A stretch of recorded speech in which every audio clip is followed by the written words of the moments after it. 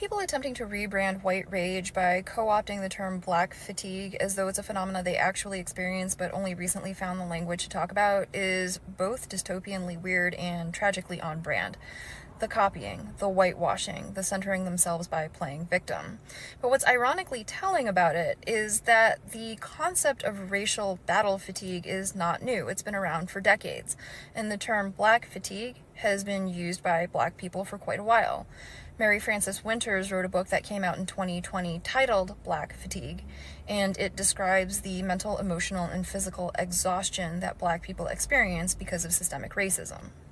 Now, notice how black people didn't call that white fatigue, because the purpose is not to assign blame in order to justify bad behavior. It is called black fatigue because it is a harm that black people experience, and so their focus is on addressing and combating that harm. Whereas when white people talk about experiencing black fatigue, they are not talking about a harm that they experience because of black people or anybody else. They are literally telling on their own inability to live in society with black people. And that's not new either. That's a pathology that has existed for hundreds of years, but call it what it is, white rage.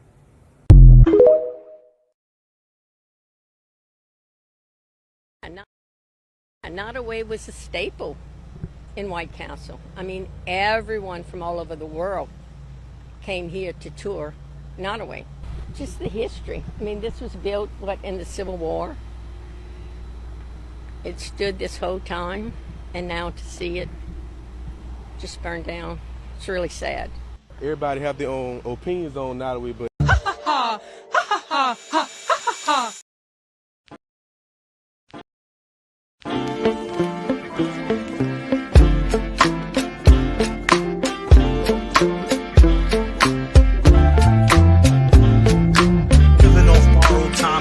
tick faster. That'll be the hour they knock the slick blaster. Dick dastardly, a Muttley with sick laughter. A gunfight and they come to cut the mix master. And living the true gods. Giving y'all nothing but the lick like two broads. Got more lyrics than the church got ooh lords. And they hold the mic at your attention like two swords. Or you the one with two blades on it. Hey you, don't touch the mic like it's AIDS on it. All right. Welcome once again to the Independent Black Voice channel. I am your host, beatzillapdx official, and we are here live and direct on a Saturday afternoon. Hopefully everybody is doing well. Go ahead and hit that like button, hit that share button if you would. Subscribe to this channel if you have not already done so. If you're watching on X, come on over here to the YouTube channel and make sure you subscribe. Hit that notification bell, hit the word all, that way you'll be notified anytime this channel goes live or a video is uploaded or premieres. And of course, like I said, we are live. And so you can also join this channel if you would like to. Join this channel and become a member and support this channel that way. And of course, that is the join button, and everything else will be self-explanatory. So first, peace, power, blessings, and protection be upon each and every one of our members, the members of this channel. Appreciate you. Thank you for your support. And I'd like to thank everyone else for tuning in.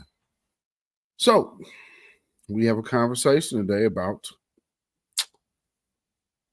a reparations reminder. And that is the title we have. And duly so, because obviously, a reparations reminder is due. As we see in just recent days, there has been a plantation to go up in smoke. The Notting Way plantation in Louisiana that has went up in flames, went up in smoke, but also serves as a reminder of things that are celebrated in this country.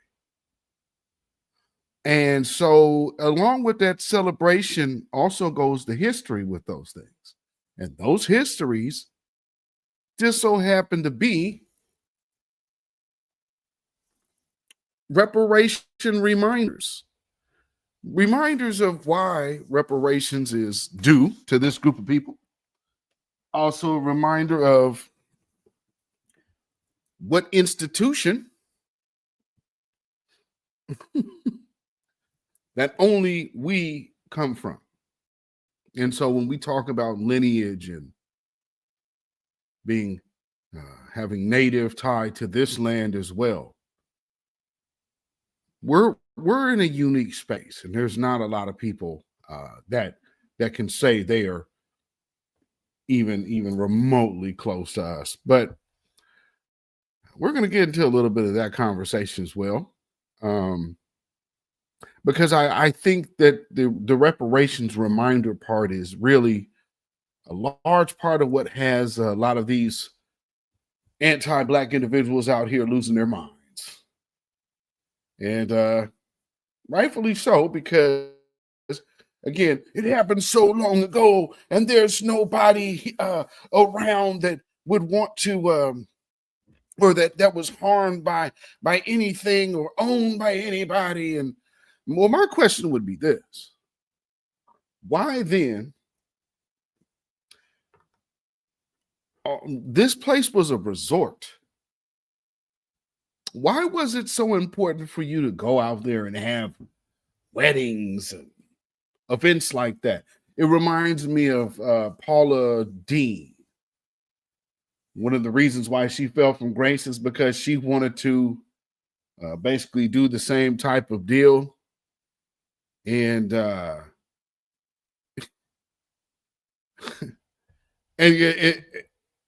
when we all first heard that Paula Dean wanted to have her brother's wedding like this, I think most people thought nothing of it, which is fair assumption. I want to go old school, like antebellum slavery themed wedding, right?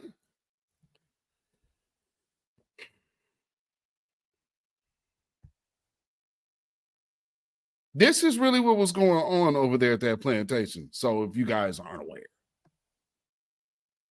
you could pay to go get served by Black maid servants and butlers.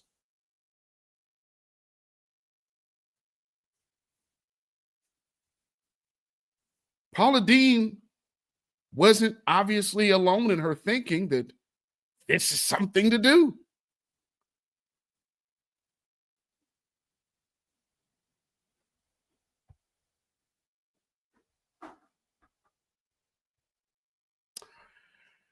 So yeah, we got some things to discuss today. But first, let's see who we got in the chat.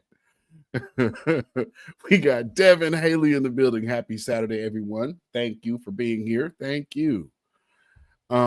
Simply Sandra, thank you for being here. Peace, brother Beats and chat fam. Black first. Thank you for being here. Simply Sandra, I appreciate you. And thank you for being a member as well. Oh, yeah, let's Cadence in the building. Hey, everyone. Thank you for being here. I appreciate you for being here and being a moderator. We are officially international. Deneen Soul, shout out from Twitter X. Salute to you, Deneen Soul. Thank you for being in the house. And also, thank you for being a member. I appreciate you. Thank you. Thank you for doing the X duty today. And then we got Woolly Tresses. That's a new name I've seen. Maybe you changed the handle, but Woolly Tresses in the building. Thank you for being here. Hello. Let me know if this is your first time here in this chat. Salute to you. Thank you for being here, though. Warriors Cherub. Salute to you, my good brother. I appreciate you for being here on this Saturday. And we got Antithesis in the building. Black First, Valdosta, Georgia. Thank you for being here, and thank you for being a member as well. Priscilla Taylor in the building, Jersey City, Black First. I appreciate you for being here. Thank you for being here on this good Saturday afternoon, Priscilla Taylor. And Sizzler Capleton, one, Black First fam, I'm here. Let's go. Yes, indeed. Oh, yeah, they're coming through with the with the hearts. And indeed said, oh, it's not. I have several. Okay, salute to you. Thank you for being here. All right. All right. So, and it looks like the Twitter chat is working. So that's good. Good to know. So the X chat is working. I'm seeing that. So we are good there. Let's see. So with this plantation burning down, there are some people who are feeling some kind of way. Where would I go? I want to show you some of these responses, and then we'll continue. But first, let's just look what Google Trends found for me. Hear about this Nottingham plantation. Notting Way. So it should have been Notting Way. Let's see. Notting Way plantation. Here's summary. Construction and operation. The Notting Way plantation, a massive mansion, was built in 1859 by enslaved foundational Black American freedmen. Well, now freedmen.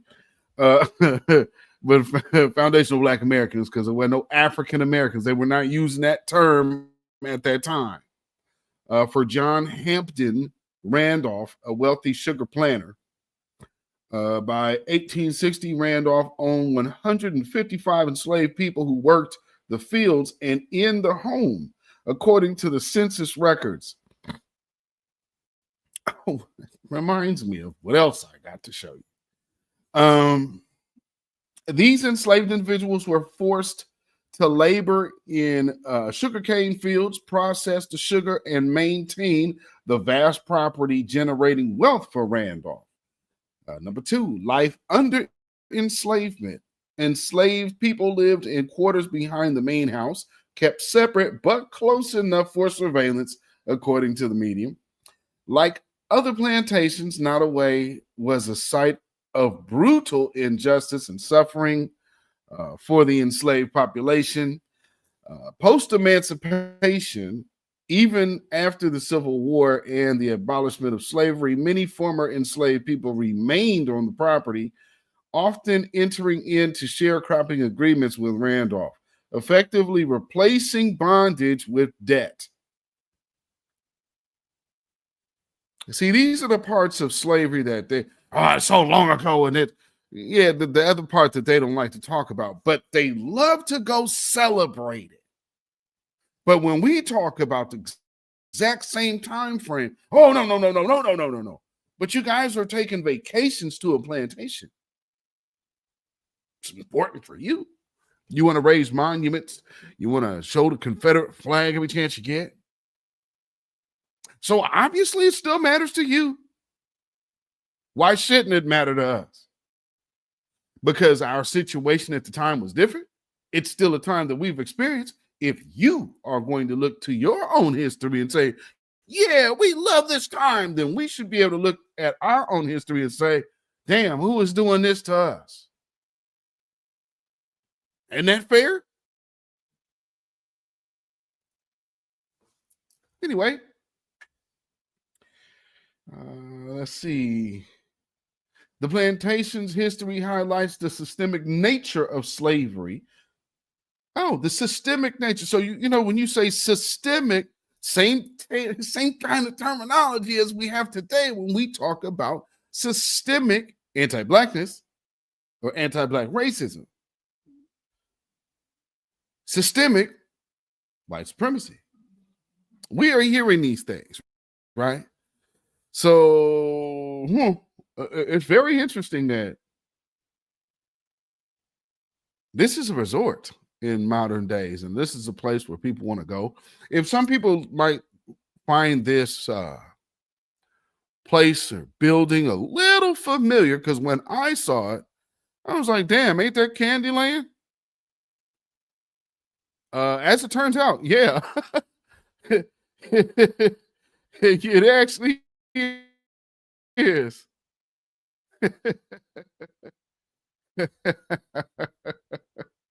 It sure enough is. And so they're upset that this place has met its demise. And so it says, and it, just read number 4, and I'll leave this on the screen so you can see it. Number 4, Plantation's legacy. They was loving this legacy up until just a couple days ago. In later years, the plantation was transformed into a tourist attraction and resort, which drew criticism for downplaying or ignoring the plantation's history of slavery. The recent fire that destroyed much of the main house and reignited history,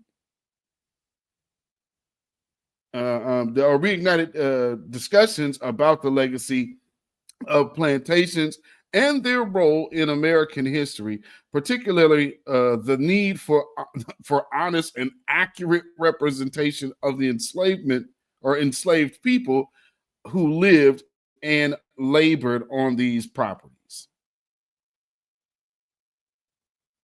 I would have to say so. And, you know, I wanted to see what it looked like when people were going to see what the Nado Way or whatever they call that place,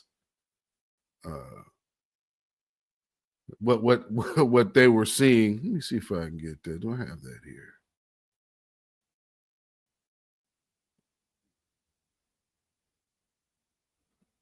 Okay, you know what? Let me get that in here. I'll just upload it here. I'm gonna play this for y'all real quick. Come on in. All right. Check this out. He had the most in this region, and that's because when he purchased a slave, if the slave had a wife and children, he'd buy the whole family so that they would never be separated. And so that was good for them. And then in the village, he built a cottage for each of those families so they didn't have to share with multiple families and squeeze into one space. So that was good too. They could hunt, they could fish, so they could buy for their own food. And they also built a hospital for them, and there was a doctor who would visit every week. And the doctor trained one of the slaves to be a nurse to take care of them. So from the readings that we have, it sounds like the slaves were treated fairly well as a slave can be treated, considering the conditions. When the war ended, the majority of the slaves stayed here. And we actually have descendants of the slaves who still work here today. Pretty amazing. Now,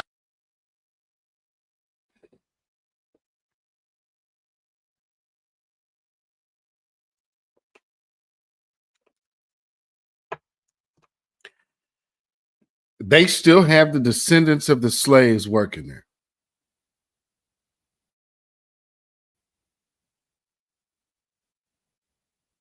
Really? This is crazy, man.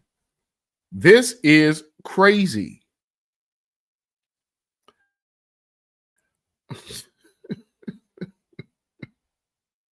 Lord.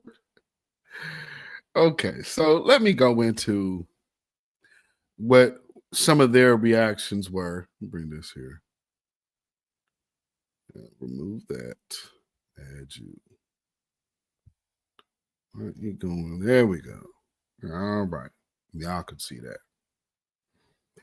So this Patrick Mason guy, he says, it's always been my opinion, Southerners and our history is the most denigrated of anyone in the U.S. If you disagree, just read some of the comments made after the beautiful and historic Nottoway plantation made from built by free labor from slaves in 1859 burned today. There's none of those descendants that should feel any kind of way. Wow. Well, the first response to this is a rebel flag. Imagine that. The very first thing you see is this. All right. Let's see. Every true-blooded American ought to fly this flag and refuse to ever discard it. It is the blood and history of our forefathers.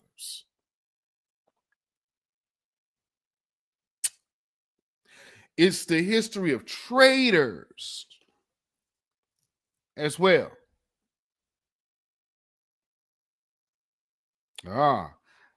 We always had one. See, they keep it in the family now, don't they? Matter of fact, let's just go into here and see what other people had to say under American Homeland.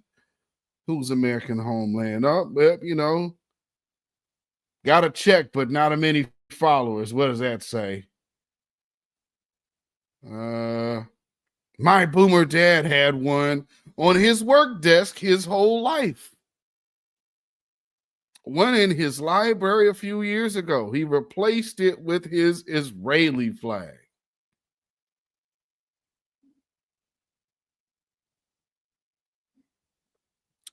You cannot call yourself an American patriot waving the flag of a successionist.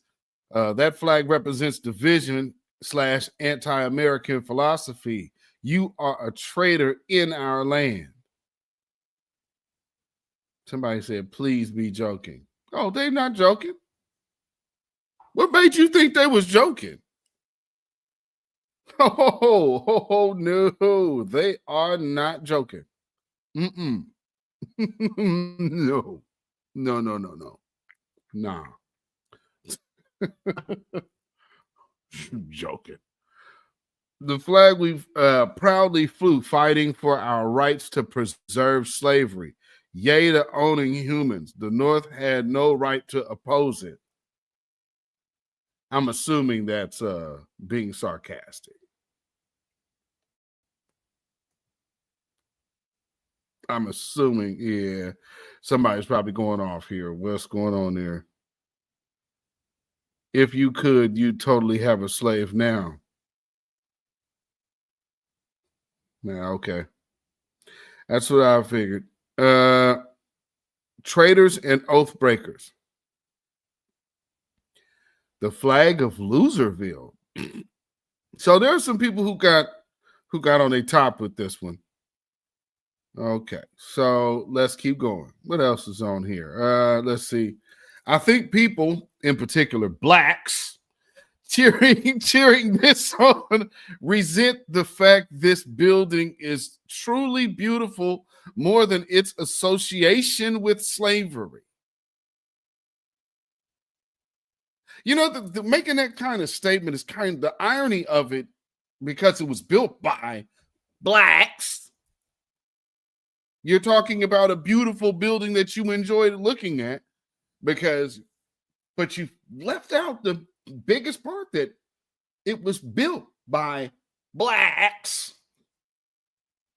See, this is the thing that's so funny. When you suck so much of the culture, understand you had to have peasants coming over here because you didn't have slaves. There wasn't anybody coming over here building anything. What are you talking about? These people got their minds, man, when white people leave, when people gonna lose, what are you talking about? These big grandiose mansions wasn't made by white hands. No, contraire, mon frere. Those big universities that you could still go to, like Columbia and Georgetown, who were built by slaves, those are still right there. Those buildings still standing, baby. Built by the hands and the blood, sweat, and tears of black folks, while white folks just put their names on them. But see, here's the thing. You only have a building when somebody can put brick to ground. Not sit up here and drink and sip mint julep, fanning themselves in the shade, watching slaves do all the work and say, I am so great. Yeah, that's why they was over there when people were left to their own devices, started turning around eating each other. And that's American history. Shout out to Virginia. Anyway, let's see who else. I see something. We next, aka dark skinned brother in the house, and a member for 7 months. And this is his second handle. So salute to our good brother, dark skinned brother. We next. Shalom, my warrior brother. I appreciate you, brother. Thank you for being a member and being a supporter of this channel, by even gifting memberships as well. So salute to you, my good brother. Always a pleasure having you in the building. Thank you for everything you do. And who else did I see coming in the building? I see David Boyd in the building. What's going on, my good brother? Yeah, yes, indeed. Saluting to the fam. Absolutely. And dark skinned brother, saluting to the fam. Yeah, and he's talking about call us blacks. You already know. I mean, because come on now, the blacks. Yeah, we know what that means.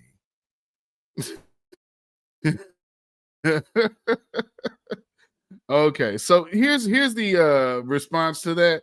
Most blacks honestly don't have an opinion one way or another. It's the radicalized ones that make the most noise, and everyone else makes the mistake of listening to them. Oh, it's us radicalized blacks. Let's see what the replies to that statement was. Oh, he went on to continue. Okay, well, do tell, Patrick. Then you, wow, this was, oh, well, hold on, I gotta go into this because this looks like a thread. Oh, all of this is a thread. Boy, they're upset, ain't they? Because then here's the problem. They're more worried about how we feel about this plantation burning to the ground than the plantation actually burning to the ground. You can't make this up. This is this is rent free on absolute display. Oh man. Okay, let's go. You can say the same thing about Southerners. You're very selective in your generalizations. This is one of the most enlightened statements I've read today. Wow. I've had yet to find one that's not radicalized. You don't know any black people, brutal American. Let's see. So probable spam says, and should we take the word of a white man on what black people think? How do you feel safe speaking for them? Well, I would love to hear that one. See what you see. I've been to Nottoway, and the employees were almost entirely black and were wonderful. They're all out of a job at this point.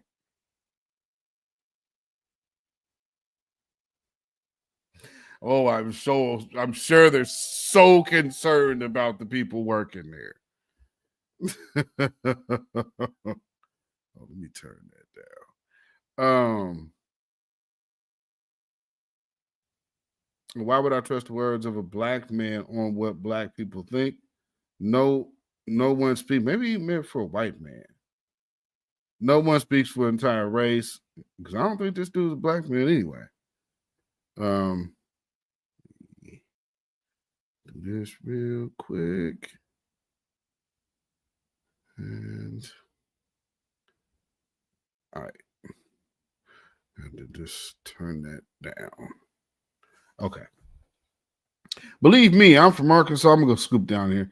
I'm from Arkansas and Louisiana. Everyone here is devastated, absolutely, by what's happened. People online, non-Southerners, don't know what they are talking about. My family's from Arkansas. My grandma, what are you talking about? We got land in Arkansas. My grandmother from Arkansas, and quite a few family, well, quite a few, most of my family is still down there, between there and Texas. So again, what? Yeah, I don't think so. Let's see. Thank you, or thanks for speaking for the entirety of the Black community. We love when white people do that. Keith Prince has been a member for 27 months. Salute to Keith Prince. Thank you so much. I appreciate it. Peace and blessings, family and mods. Yes, indeed. Salute to you and thank you so much for your support. Peace, power, blessings, and protection be upon each and every one of you and yours, as well as all the other members. We next, AK Dark Skin Brother. I appreciate each and every one of y'all. Thank y'all. And so, this is funny. Calling blacks or calling folks blacks lets me know that you don't know any black people. Shut up. I'm black and okay. So yeah, I get it. People still keep trying to go to the Jewish line. That's just crazy. Anyway, say then you don't know blacks, especially those in those areas.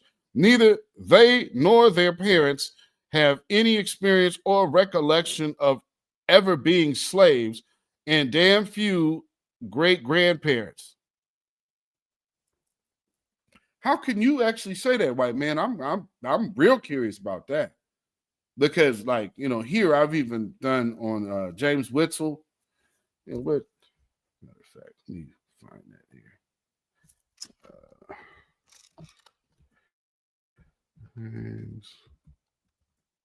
It's a park, Denver, Colorado. Go into my own family history here, because these white men often open their mouths out of turn and often start talking. People don't know nothing about no black. They've never experienced this and blah blah blah. Never experienced that. Hold on, it's not that one. Whistle, this one, Denver. Oh, it's a PDF.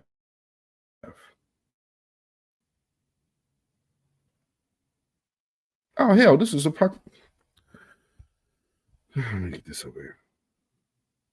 Okay, so family, for those who don't know, my ancestor, who is the freed, the first baby in my family born out of slavery.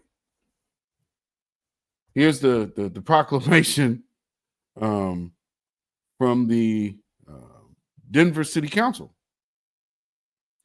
And you see, Denver City Council proclamation.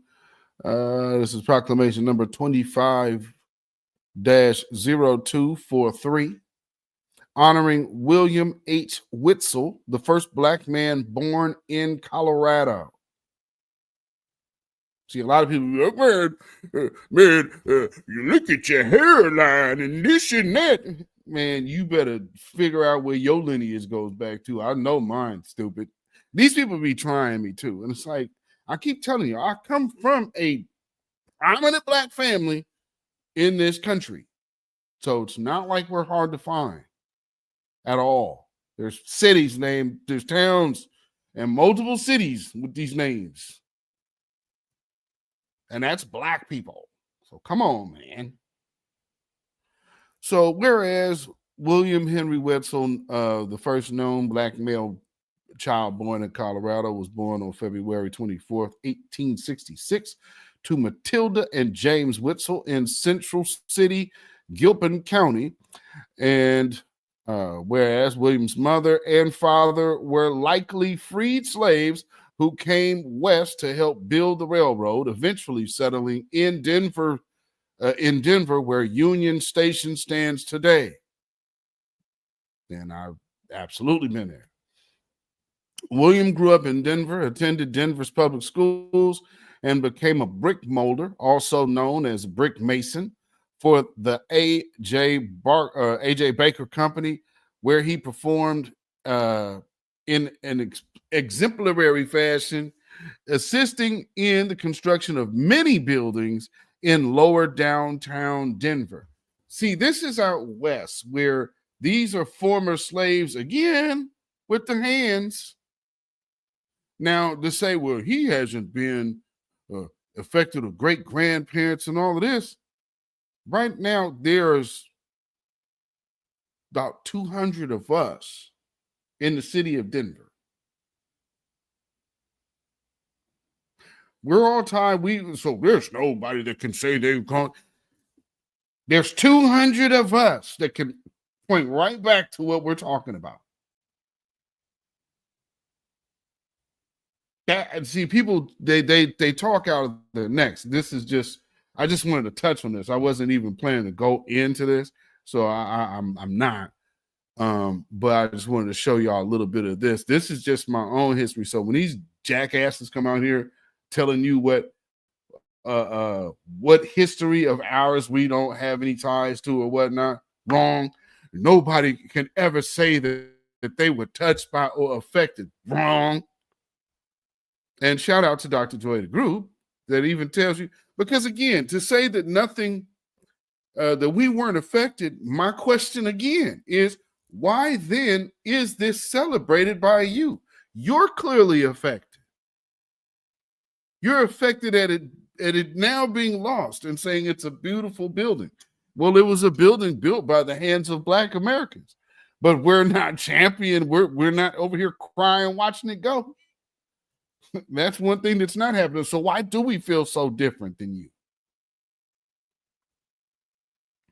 So yeah, this one's false. Again, here he is talking for Black people. He's absolutely wrong. And then now he goes, quote, people like yourself and just what I am, just because your mom is from Mississippi and you supposedly grew up around them doesn't mean either of you know much about them. Admitting they don't talk about slavery is an indication that it is more about you than them. See, this is a response. Obviously, the person who they're responding to is giving them some, obviously, a white on white backlash. And people like yourself and just what I am. So white people. And then going down there, being raised in Louisiana and being around them gave me insight as to how they think and act. I know Blacks who adore the Old South and whose families fought and served the Confederacy. But the overwhelming majority don't give it much thought or nor wring their hands like liberal whites do.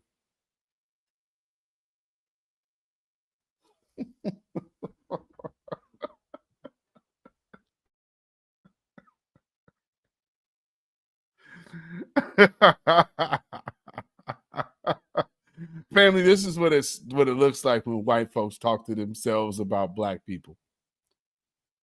They're clueless. So I just wanted to show you. Here's another angry one here. The Blacks posting all over social media celebrating the fire at Nottoway Plantation. They don't contribute anything to society, and they actually celebrate the destruction of history. Their cultural claim, or their culture, is crime, drugs, and having fatherless homes with 12 kids and destroying history and anything with meaning. Again, hey, AP Hill, Legacy Foundation. And this is obviously a big one. Here's another thing you got to actually understand. That wasn't built by white people. It was built by Black folks. And if you didn't notice lately, things have changed. And so, looking at the demonic history of chattel slavery, yeah, why shouldn't people celebrate for their ancestors who died in captivity? Why not? Because watching this plantation go up on smoke says justice for a lot of their descendants. Does it not? Seems to me they're watching these fires, watching these people complain and cry about a plantation catching fire is amazing. And this is what it looked like.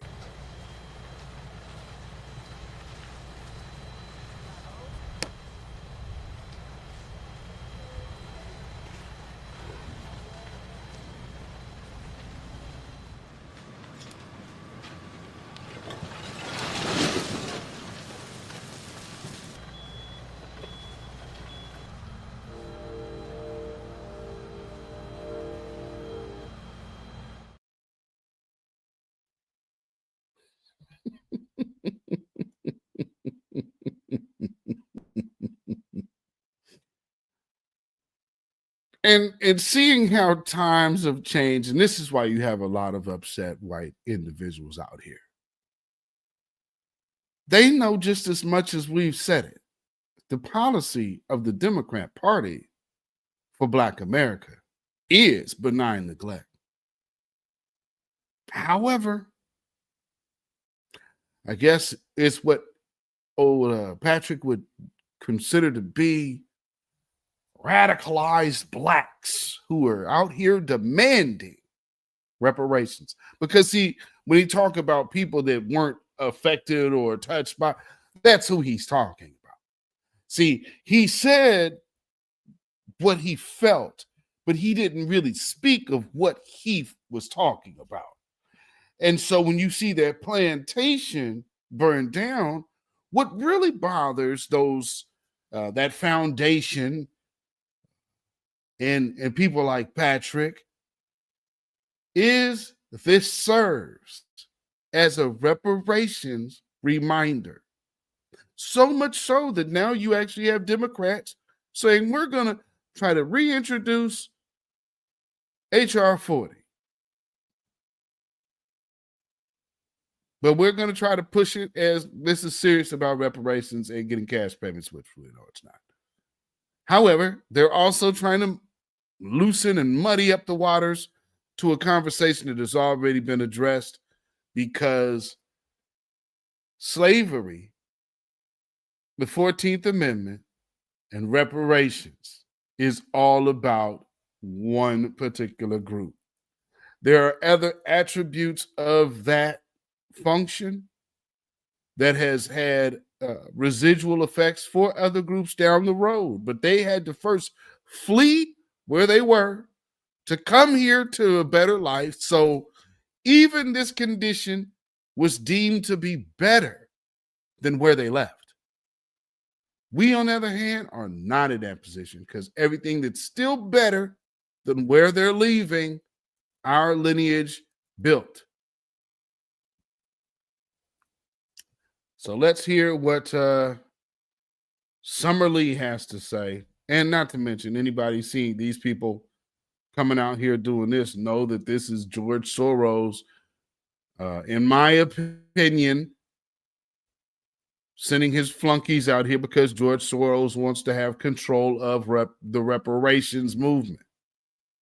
Which, again, you should ask yourself, why would he be concerned with controlling it anyway? Nonetheless, let's hear what she has to say. Because white folks are in her comments right now, and they're upset.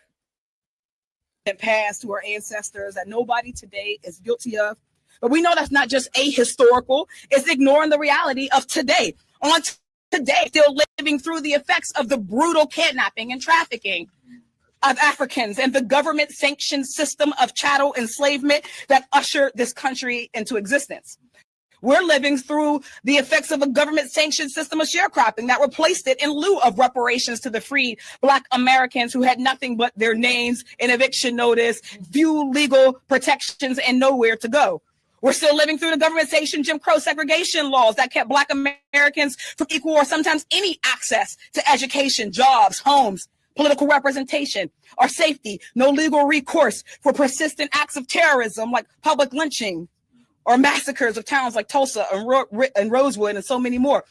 We're still living through the government-sanctioned voter disenfranchisement, followed by government-sanctioned discriminatory housing policies, government-sanctioned mass incarceration, and more. The harms done to enslaved Africans and subsequently their descendants for generations to follow are innumerable, but they are well documented, traceable, and persistent. Reparations are a proposal to level the playing field, but the only way we could ever have a level playing field is by remedying the harms that have been done by the system. So we need real concrete action. We need policies that close the racial wealth gap, eliminate Black maternal health disparities, fund education, address environmental racism in our communities, and we need reparations. It is a moral obligation and a debt that this country owes. It only owes it to foundational Black Americans, not enslaved Africans. Because again, for those of us who are well aware of what the case is, there were Black folks here first before those ships. And keep trying to shoehorn that story in. See, this is a all lives need reparations rally or conversation. And I say oftentimes when you see certain people around, know that the fix is in. Because there's this is when that the fix is in. When you see this one here, because remember, this is Miss I can't say Black. Never wants to focus on anything Black. I believe she has a Caribbean background herself, and so she goes out of her way to avoid Black conversations. But let's hear what she has to say here about reparations and discrimination against Black people. We are in a moment of anti-Blackness on steroids, and we refuse to be silent. We will not back down in our pursuit of racial justice. The antidote to anti-Blackness is to be pro-Black, and we will do it unapologetically. The United States government owes us a debt, and we need reparations now. And discrimination against Black people. We are. So now they are trying to get on. We're going to use reparations now. Well, how about no tangibles, no vote?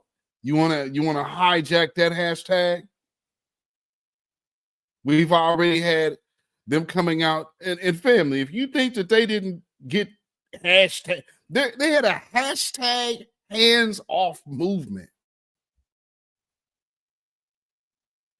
Who the hell goes out there saying hashtag phrase?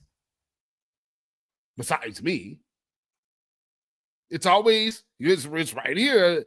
Hashtag phrase, and then they have a movement calling it hashtag hands off. Like, you kidding? Don't let these people tell you that they don't listen to us. Even to this platform. This ain't the bigger one. But obviously it's one they take their cues from of what will work. Although it didn't, because they didn't have us. Can't hijack the energy without the energy. Doesn't really work that way. And again, we see what they're trying to do, trying to shoehorn their way into reparations. How do we get in here to this conversation? And now that we're talking foundationally Black. There's so many people that have trying to find their way into the mix, trying to find their conversation piece to say, well, hey, we should be entitled to reparations too. There's this racist white man named Matt Walsh. I'm sure many of you know who he is. But, he also now is starting to try to do some things because he's upset at how people are clarifying that, the South Africans are not native to South Africa. He's saying, well, how long does it take for people to be known as is native to a land. You either are native to a land, Matt, or you're not. And so, this is basically what happens when certain individuals feel that their privilege is being tampered with. And one thing about this particular lane of privilege is it's a privilege that no one can publicly admit exists. Here it is, though, because this is why I keep challenging these people. And if you guys are following me on X, if you have paid attention to what I've been doing, I'm not going at tethers. Tethers are easy work these days. No, I want action at these talking heads of supremacy. And I keep reaching out to these people in their own threads. I can't seem to garner a response for them. However, I get tons of responses from their followers. So if anybody could get in touch with this guy, because he doesn't want to personally respond to me. However, he responds to things I say in his threads. And he'll do videos and make content from what I actually say in his threads. So Matt Walsh, I would have to wonder, why now are you even bringing up this question? Oh, I get it. Because what I said to you and your followers is that there's no such place as it being a native land in the West for a white person. Just as much as it wouldn't be native for you to be in Africa. So there's no native place out here of that white people could say they're natives. No. And so, being reserved to the Caucasus Mountains and maybe going to some of their particular origins in Mesopotamia. Have you ever wondered why some of these people are so far up into that Babylonian culture? And some of y'all might get confused because a lot of it looks like Egyptian. But hey, nonetheless, if anybody, Matt Walsh, I have a question because you're not native to anywhere here out west or Africa. So now he has a question to the people because he's confused. I don't know why, though.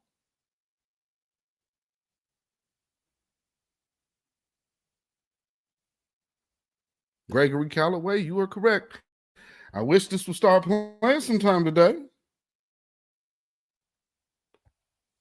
Okay, what's going on here? Hold on. Maybe I will just have about who is considered native or not, who is considered an invader or not. CNN comment about who is considered native or not, who is considered an invader or not. CNN commentators have no problem announcing that white people whose ancestors have been in the country for 20 generations should go back home if they're in South Africa. There's no white people that have been in South Africa for 20 generations. 20 generations? So they were in South Africa in the Bible days. 20 generations? No, this is not 20 generations of white South Africans, brother. Hey, Matt, that didn't exist. So see, this is now you are reduced to misleading your audience. Now you guys we're so smart and this and that. You and the Fuentes and all you guys, it's funny. And I want to show these people that like think they're going to get next to you guys because they follow this idiotic BS, like the Anton Daniels and all these other folks that believe, because I'm going to be a conservative, so if I kiss their ass, then I really can get on. I hope you guys understand they don't know what they're talking about either. And now they have to lie to their audience because their audience really is pretty ignorant to real history. So here's the truth. Because they actually also know the truth about their audience. They're just like them. So now that you have to actually talk about your origins, Matt, where would that become? What's that look like? Because now you're talking about whites in South Africa and you're relating them to whites in America? Well, there's no whites in America that have been here for 20 generations. That's not true. Because see, and again, and that with that logic, that means that the occupation of these Afrikaners would have to date back so far. Like I said, for that to be true, you're going to the biblical days. So you mean to tell me back when the Byzantine was in power?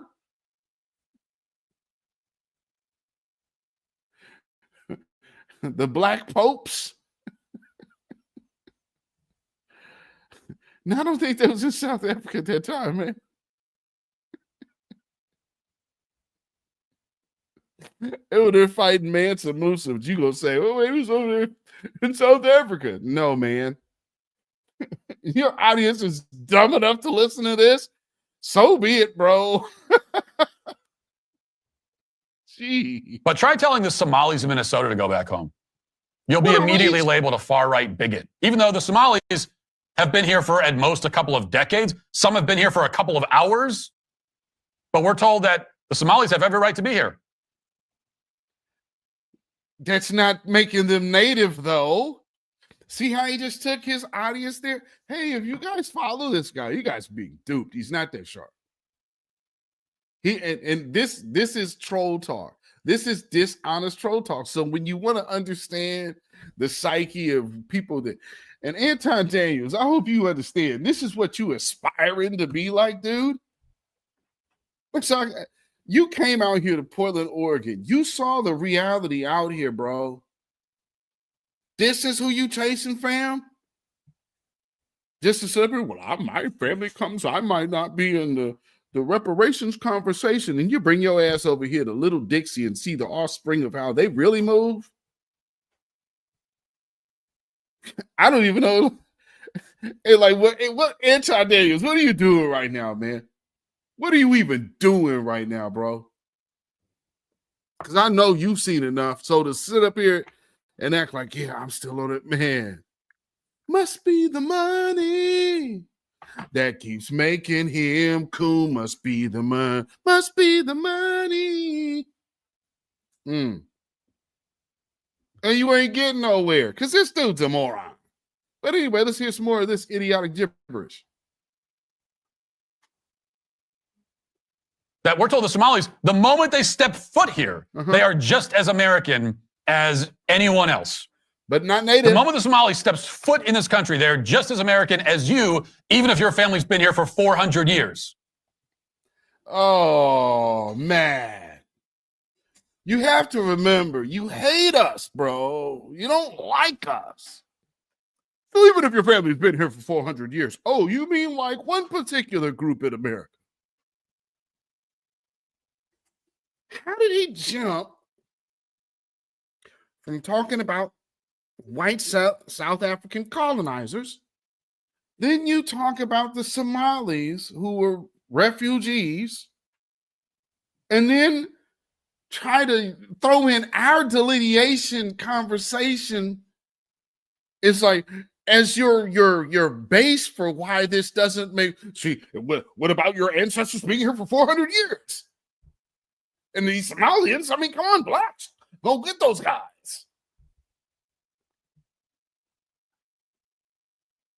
For all you conservative coons, and the one dude that laughs all the time because he can't really be taken seriously, he is the most egregious conservative coon. Didn't I tell y'all? I warned y'all about these guys was coming too, because they're going to be running out of things to do pretty soon. And one of the reasons is because I know where my sights were set on people like this. Because once this gets taken out the way, then black conservatives are pretty much useless. And this type of talking point, he's running out of gas. So all the people that you guys, you black conservatives, these people that you were over here sweating, y'all better take a note out of Candace Owens' book and find your own lane and be independent. because she's already got burnt over there and she knows she can't come home. So she has to kind of be out there in no man's land. Uh-oh, I hear my sound getting. I'm turning into the Android. Hold on, let me fix this real quick.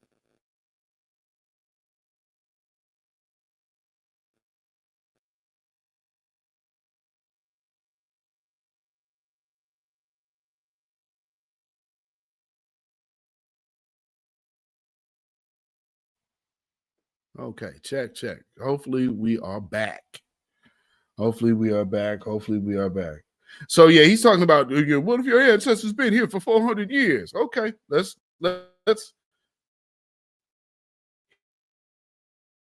hear a little more, Matt. Even after 400 years. And Americans who can trace their lineage back several centuries, they just have to shut up and take it in this country. Oh, thank you for speaking up for us, Matt. I didn't know you cared.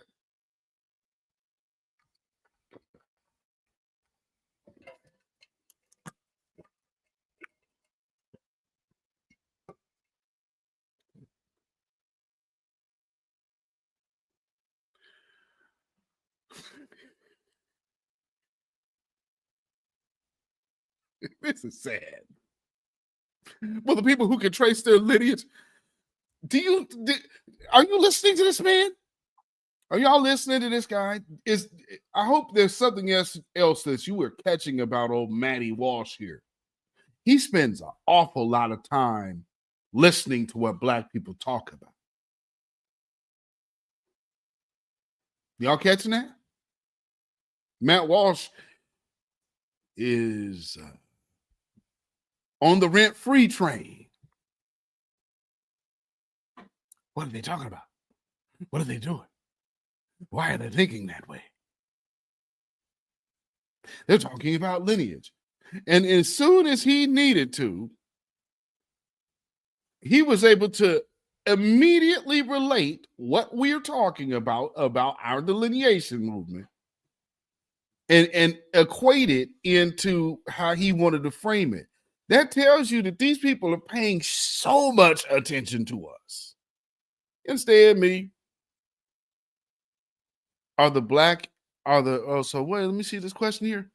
Glad you asked. Are the Blacks in Africa going to pay Black Americans reparations for selling them into slavery? Well, Wolf's friend 42, that is another conversation for the African governments. But also you got to understand a lot of those African governments are in business with America. Matter of fact, they just took some money from Joe Biden. So again, what government over in Africa will we get? Now, yes, there's many of different people who are owing reparations, but right now we're just focused on the American government. Singular focus, I guess, if you could figure. So, other words, first things first. Hope that helps you out, Wolf. Let's see. We have pan-mulattoism. The Jamaican governor of Maryland vetoed reparations legislation after it passed through the Maryland Senate and House. Yeah, I'm hearing that.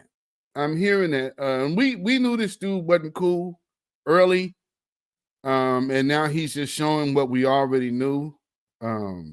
Shout out to, I don't see Judah in the building yet, but shout out to Judah Israel because she has been on Westmore since he was running, and yeah, he's showing basically he's just showing what we already knew. And Oyela Cat answering Wolf's friend, a lot of African governments are shaking hands with the American government. Facts. So see, there's that. And so again, let's have Matt go ahead and give a little more, because I'm assuming Wolf's friend, you are familiar with Matt Walsh. I would have to probably say that some of the people that respond to me in these threads are probably burner accounts from said Matt Walsh. But who knows? But funny that he's talking about this now. Anyway, let's hear more. No matter where they are, maybe you've noticed white people, no matter where they are always the colonizers and have no legitimate claim to whatever land they're on. And here's the part of legitimacy, because Matt, here's a clear fact of what people can establish. Africa's a black land. The Middle East is a brown territory. Asia, Russian, Indian, Pakistani, Japan, China, Cambodia, Thai, all kind of Asians. Color, if you will. Caucasus Mountains. Petra.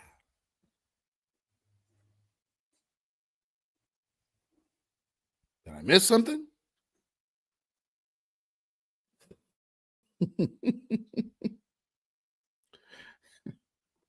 Let's not act like we don't know our history here. You guys celebrate every chance you get. If you family, did y'all ever notice, like, if you go back and look at all the old, I might have to pull that up. Hold on. The rock legends. In other words, under the left's framework, white people are the only demographic on the planet that can never be considered truly at home or native to any country anywhere. That was the liberals or left. Actually, that comes from a skit that was done in the UK some years back, when they actually mentioned in that skit that the black man or the white man has literally no land that they're native to, except for the Caucasus Mountains. The caves. Captain Caveman. So why aren't you accepting that? Notice how they don't go back to that?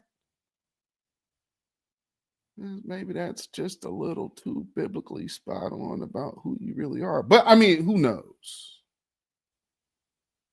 You might not be in tune with biblical prophecies or whatnot, or take the Bible was plagiarized. There's a lot of people that love to tell you that. And mostly, generally speaking, the people that do tell you that are selling you something in replace of it.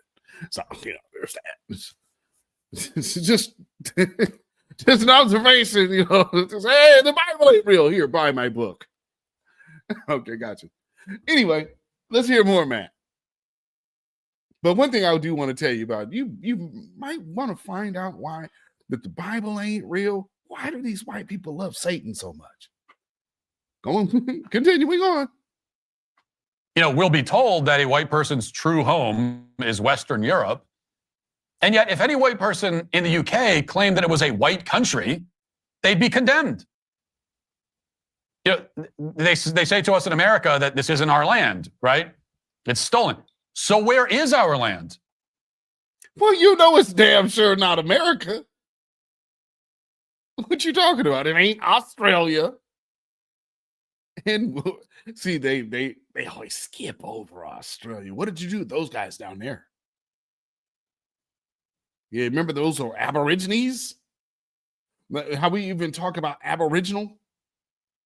The Aborigines are the original Australians. Still some of them left. And then why is there a country that has sworn off any outsiders? All outsiders. Why? Because everyone has dealings with the beast.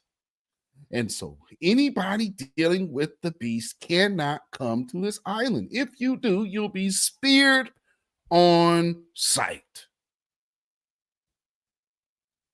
And we're to say, as these idiots keep going over there to try to infiltrate there and go against their wishes to the world, we're still, because we're not supreme over this yet, so we'll try to sneak in here under the name of Jesus. Oh my God! Ah! Keep your ass off this island means keep your ass off this island. Not bring Jesus. No, keep your ass off this island. You mess with them, don't come here. And I can't be mad at that at all. So, Matt, if people are waking up, again, that's also kind of a biblical prophecy when people say, this is the man. But I mean, I'm just saying, when people are saying that, hey, we recognize that you did actually slaughter everybody where you went. That's not being a native. That's being a truce breaker. Because you don't come in buck and conquer. You go make friends, and it's a stage and waves. And at this point, everybody has seen the waves and what they look like. And they don't want any more of your kind around. Why are you still hating on us? They will not follow that to its conclusion and say that, well, Europe is the white man's land. They're not going to say that. So where is it? The message is that there is literally no place on earth that white people can claim as a legitimate homeland. That's not true. Why are you avoiding the Caucasus Mountains? There's no place in the world. Yes, there is. There most definitely is. You don't want to accept that role because that's too much like history writing itself. But so now we'll just say nowhere.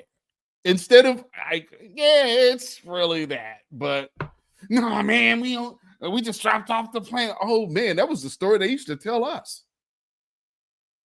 It was just slavery, and then bam, we appeared. Right? Typical Gentile talk. Where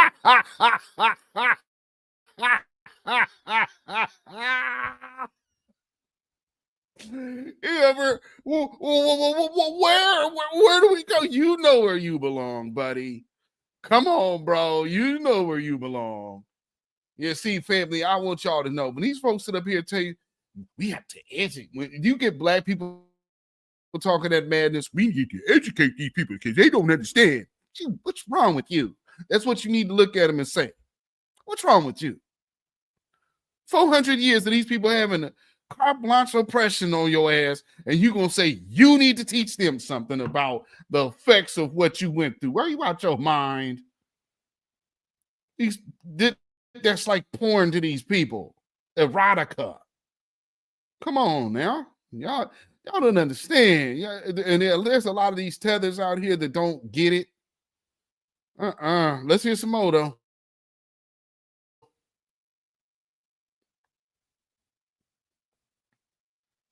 A white man is native to nowhere. He is indigenous to nowhere. I mean, that's strange, isn't it? How does that work? Like, have you noticed that there's no country on the planet with white indigenous people? How is that possible? Well, the Bible has actually mentioned that before. It said, he who doesn't stay at home. And the one home that you actually can lay claim to, historically, here in Mitchell, you keep saying nowhere. The Caucasus Mountains is not nowhere. Well, where do we come from? The Caucasus Mountains is not nowhere. And so what's funny is, like Lady Effa says, oh no, more colonizers crying victim. It's funny because they're the main ones always saying, black people, isn't black fatigue about us saying we're victims? Hey, Anton Daniels, ain't that what you said? That's what the white woman meant, right? Because they're tired of us. We complain, but you're over here trying to kiss these guys' asses, right, Anton? So it's kind of funny, because here he is talking like a victim. There's nowhere in the world for us to go. And he's totally oblivious. No, you. There's no active country now. It's because you didn't stay at home and you wanted to conquer everybody else to put them under you. But you did it so much that you left yourself none in the end. Kind of sounds like the effects of greed. Oh, guess karma sounds a little too much like right. Oops. Where did the white people come from? Did they fall out of the sky like rain? Did they magically spawn out of thin air? If a white person could trace his roots back to the 17th century in this country, does that make him a Native American? Now you're getting to it, Matt. But here's the point. So would you do you want to? Oh yeah, people might not even understand. I also am the person that came up with the phrase foundational white American. And then there was a white woman who went out there repeating it. People was like, hey, the white woman's cool. No, that was me. Anyway, so you would be able to say that you were a foundational white American. Well, then you are automatically choosing to jump in that pot of debt owed to foundational Black Americans. So is that what you're looking to do now, Matt? Because, people say, well, there's nothing there or nothing there. Well, but you want to make a claim here. What claim do you want to make, buddy? See how that works? Want to be an American so bad, just like us, huh? But you ain't like us. Wow. Yikes. See how that just perfectly fit? It's a cultural divide. I'm going to get it on the floor. You really got to do it? 40 acres in the mule. This is bigger than the music. I'm from Portland, Oregon, baby. I'll light your ass up. Come on, let's hear some more. I mean, at what point can the white person say, yeah, I am native to this country? How many centuries does he need to be? Does his family need to be in a country to be native to it? How many generations? 10? Is that enough? No. 15, 20, 25, 30, 40? Is that enough? At that point, can we say we're native to this country? That you don't have that long. And here's the truth.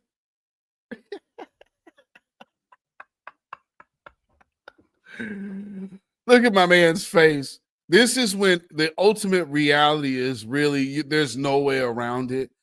And see what they don't. That's why you get a lot of these people, they'll sit up here and talk. Man, Black people, you just need to go back from Africa. But the conversation old Maddie Walsh is having right now is conceding Black people haven't been here on this land predating them. Thank you, Matt. I couldn't have done it better myself. Maybe it's your emotional state of mind and your victimhood. But I found this little ditty to be absolutely fantastic teaching tool because at the end of the day, you're complaining about not being tied to this land more than us. But also, family, that's a white man telling you that he knows Black Americans were here before the ships. Thanks, Matt.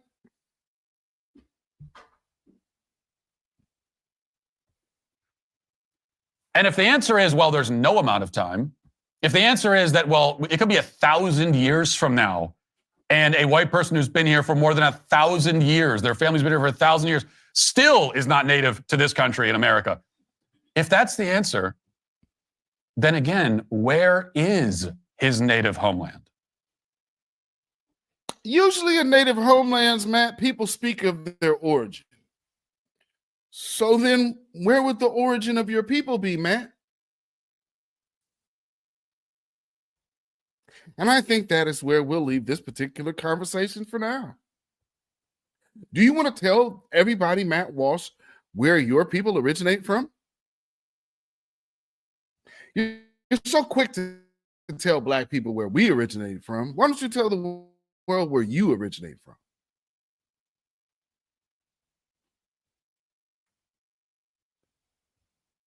So, like I said, family, you see I've turned my attention because you can bash on tethers all day long. Oh, no. Time for us to get to the real work around here. And so we will be tapping and tapping and tapping and tapping and tapping some more. Because all of these anti-black racists out here, they had been hiding for too long and going untouched because we had other business to handle.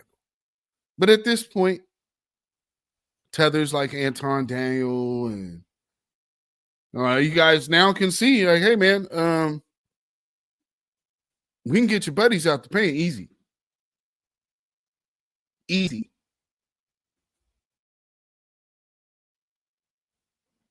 While you over here worried about kissing their ass being disrespectful, I don't respect none of that.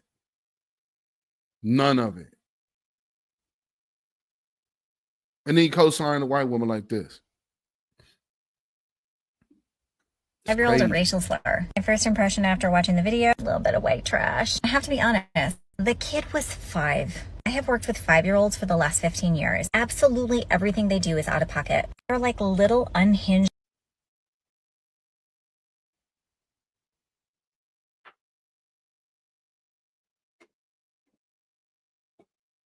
I could say something really crazy and I'm not. Let's just go on here to Anton, because I want y'all to hear what this is. Because I chimed in on what this is, but for the people that did not know what I was talking about, this is what I was talking about. And I said this the other day when this whole situation first broke out, and then we had the panel on Monday night, where I basically said that white people are starting to get fed up, and that is the whole premise behind Black fatigue, is that nobody wants you to continue to play victim for the rest of your life. They tired of being held accountable for things that their ancestors did. They tired of you blaming all of your failures and the things that you weren't able to accomplish on white people. They're tired of you sitting there saying that you're a victim regardless of circumstances, regardless of what you've been given, regardless of all of the affirmative action, regardless of the fact that you're saying that you're the most educated, but really you're the most enrolled. They tired of you blaming your debt on the system. They tired of you saying that white men are the problem. They tired of you asking for programs, and they're tired of being held accountable for the decisions that you're making every. Yeah, I'll just cut that off because Cooney really bothers me. And I'm sure people like him, and it's funny as I just recently saw a panel of Jason Whitlock.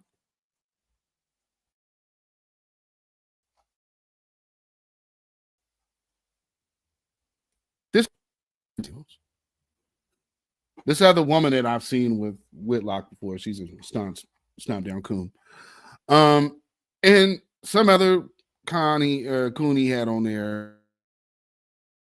And to round off Jason Whitlock's panel was Boyce Watkins. Now, Boyce been moving in that direction for a minute, but you can only hide your disdain for your own community so long. And, you know, when you start hanging around tethers like Anton Daniel and Uncle Tom bootlicking shines like Jason Whitlock, you really shouldn't have any credibility. And my question would be like this. For everybody who did business with that dude, but you never went at that. There was a time where I had big issues with folks doing certain crap. You don't like one dude, so you'll go at him. But this guy here, actually, you see his con. You see his hustle.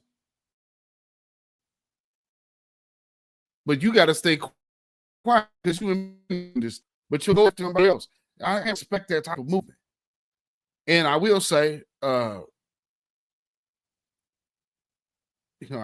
noticed how that platform is definitely diminished in its viewers.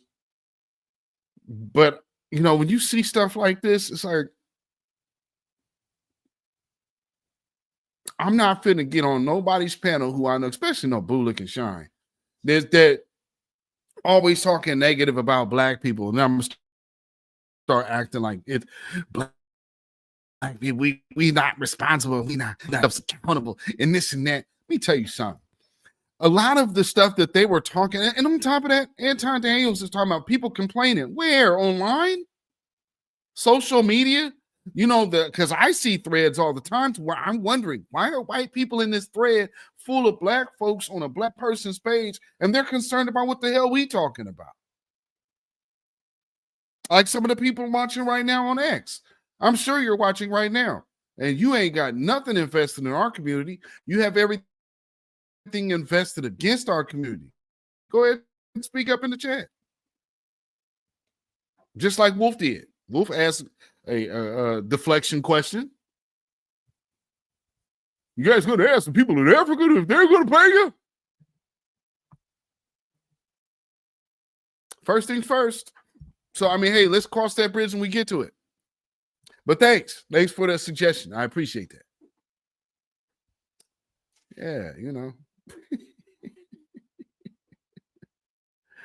Oh, in the conversation, people complaining about what you did. He also said something. We're the most educated. That was a shot at black women, which was kind of funny. I really have a problem with tethers that come here and talk about white folks, what white people are tired of. That type of talk is so cowardly to me. So egregiously cowardly. And we have too many of them people trying to be integrated into our mix. And the Anton Daniels and people of his ilk, like the other little goofy laughing, what do he call himself? Conservative something. I think they might be trying to tap him into being like, hey, come be one of our. He's not going to cut it. That dude. Okay. I mean, anything black, find something wrong. White people is great. If you guys know who I'm talking about, you know, you just wake up, is coming 3, 2, 1. Let me tell you something. Like I said, when Anton Daniels, I'm gonna show y'all something with y'all great idols over here. If y'all follow me on X, I'm tapping every last one of them because they'll put these things out, and I got something to say to them, but none of them want to respond. But there's a big old, you just look at what I say and watch the thread just start popping off with a bunch of these trolls or a bunch of these burner accounts with checks. Let's see though. I want to talk about the reason that I believe or perceive they're having such of an issue with what is happening with us today. They are very upset. And I think one of the main reasons is because we're doing our own thing. And black policy makers, they can't focus on anything having to do with us. And so they have lost touch with the black community. But the black community is the culture. We are the culture of America. It's America's apple pie. Well, take that back to slaves. You know, American is mac and cheese. Yeah, black. American is blues. American is country. Jazz, folk, hip hop. Oh man, goodness. R&B. Jeez. Hey, that's culture. Clothing. There was no campaign in America saying, I want to be like Elvis. I want to be like Tom Cruise. I want to be like Brad Pitt. Nah, they said, I want to be like Mike. A 6'6" jet black man who plays basketball and sells expensive shoes that people to this day still will stand in line for because we are the culture. Another guy that they hate so much that right now they're having to eat their words because his kid is kicking ass in Cleveland. Prime time Deion Sanders, or now Coach Prime, who they're still upset at. I would tell you, if you guys don't understand why they still upset at Deion Sanders, treat yourself to go look at some of his old highlights of him playing in his player days. If you guys are up on any type of sports, if you're too young to have seen Deion play and you thought that you knew what defensive back was play, how that position was played and never seen him play,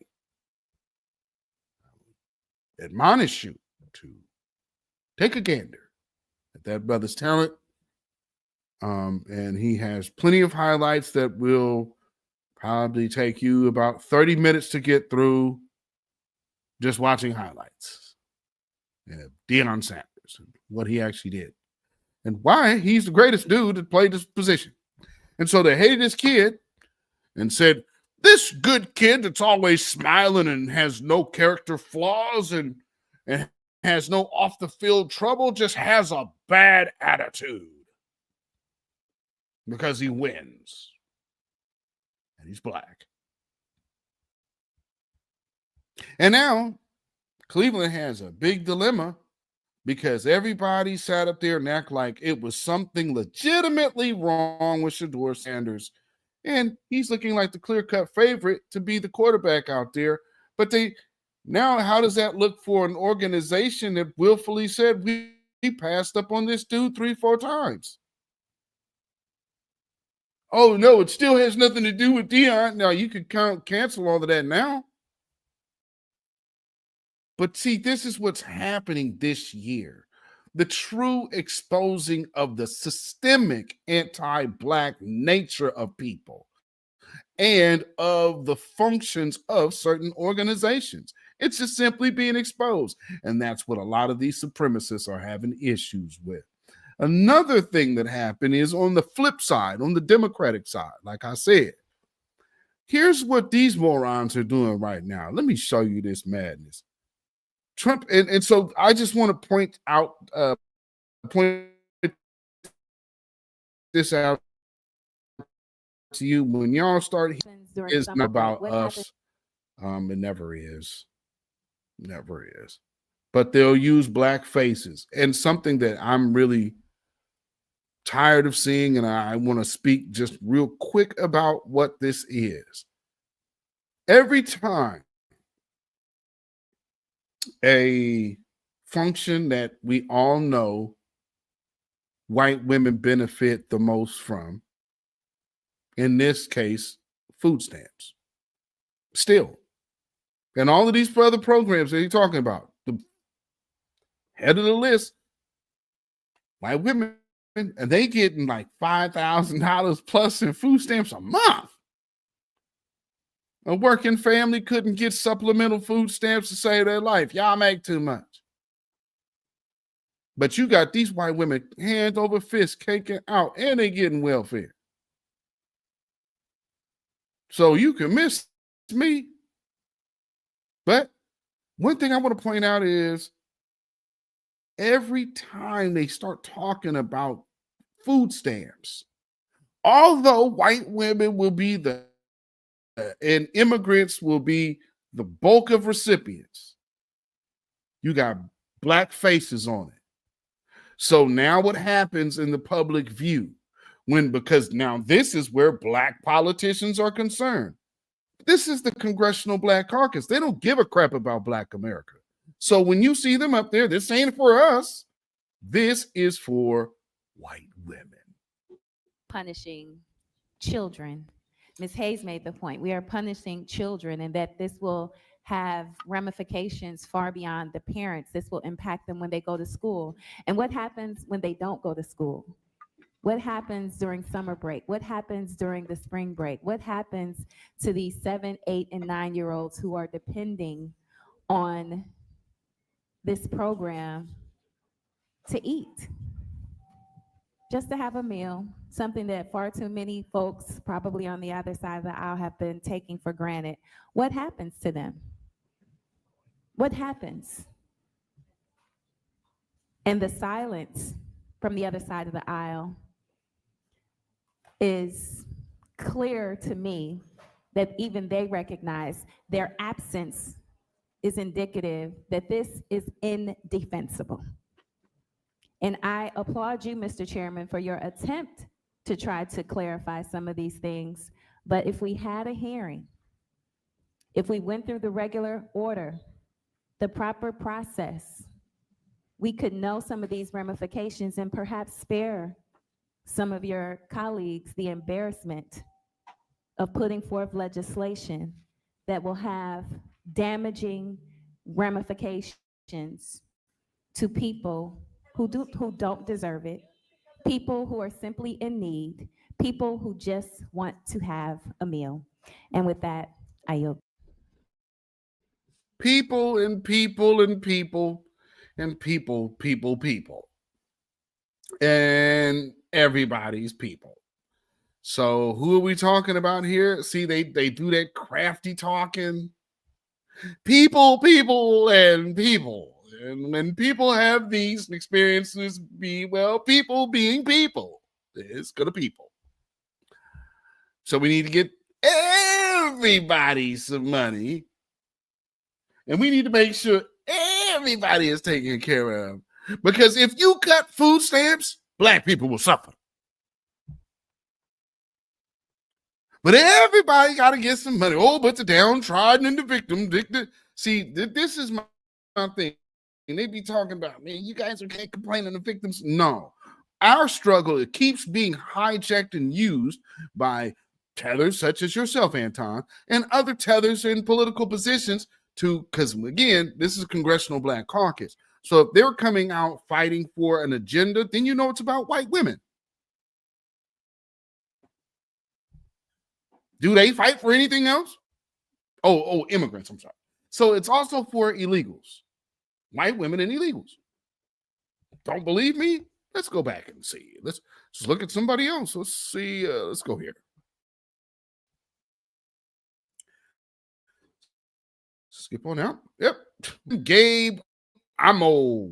Oh, well, what do you think Gabe has to say on this, huh? Oh, let's take a listen. Hey, Gabe. Republicans just spent over 24 hours straight. Hear me right. 24 hours straight gutting Medicaid, all so that they can give a massive, massive tax break to the ultra wealthy. That's nearly 13 million Americans who are at risk of losing their health insurance. 1 in 4 Rhode Islanders. That's hospital rooms full. That's nursing homes closed. That's healthcare being taken away from moms to be. And for what? So Elon Musk and folks of that ilk can get more lining their bank accounts. So we are going to keep fighting. I'm going to keep fighting, but let's be very clear. No promises are being kept by my Republican colleagues. They are cutting away at things that people throughout our communities depend on. It's disappointing, it's sad, and we won't stand for it. Whose community? Whose community is he referring to?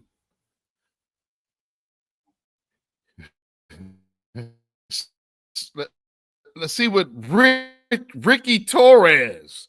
There is Torres no congressional district in America that has a greater stake in Medicaid than my congressional district in the Bronx. 67% of my district is enrolled in Medicaid. In my district, more than 70% of children, more than 80% of nursing home residents, more than 90% of baby deliveries. There is a lot of illegal immigrants in New York. Are covered by Medicaid. There is not a single safety net hospital in the Bronx that could survive the kind of draconian cuts that the Republican Party is proposing. So the Republican $715 billion assault on Medicaid is a catastrophe for congressional districts like mine, but it's a catastrophe for the country. In most major counties, both urban and rural, both blue and red, the largest employer tends to be the healthcare provider. And you're destabilizing the largest employers in America. Now, at the same time, there's all the other things that are going on. And so now it's about Medicare and things being stripped. Notice how everything that they keep fighting for somehow also benefits illegal immigrants. And so when they're also having conversations and whatnot, there are hearings going on in Capitol Hill. So when it comes down to the Congressional Black Caucus, they're only talking about Medicare and Medicaid, and they somehow neglected to skip over talking about this. Judah Yisrael, what's going on, my sister? I see you. And I'm waiting for this to play here. I understand more than anyone that we are a nation of immigrants, but there's a difference. A nation full of immigrants. Big difference.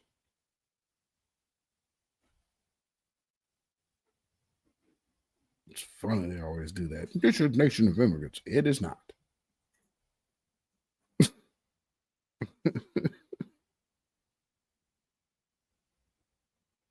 Okay, waiting on you to play. Wow, we're gonna just do that today, huh? Let's see.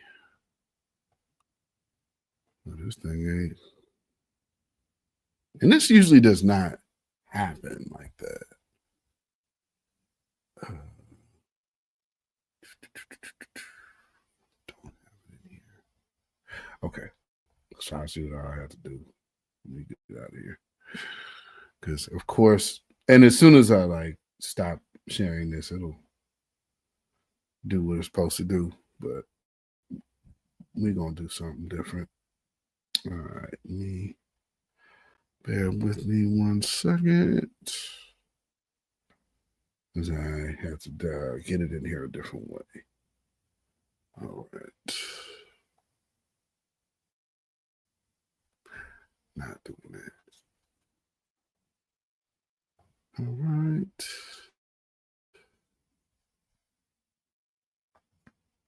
Okay.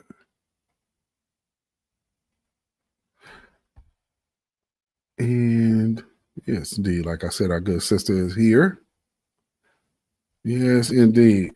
And so, we also have Sybil in the building. Good evening, good evening. Thank y'all for being here. And of course, Judah, thank you for being a member and moderator. And Sybil for being a member. I appreciate you. Thank y'all so much. Now, here we go. Let's get this in here.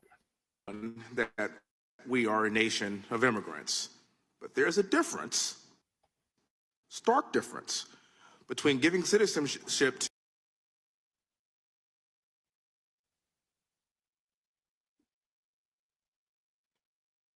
Can't be serious. to the children of slaves, the children of. I don't know why this is. I'm having such a hard time playing this. They not want this conservative.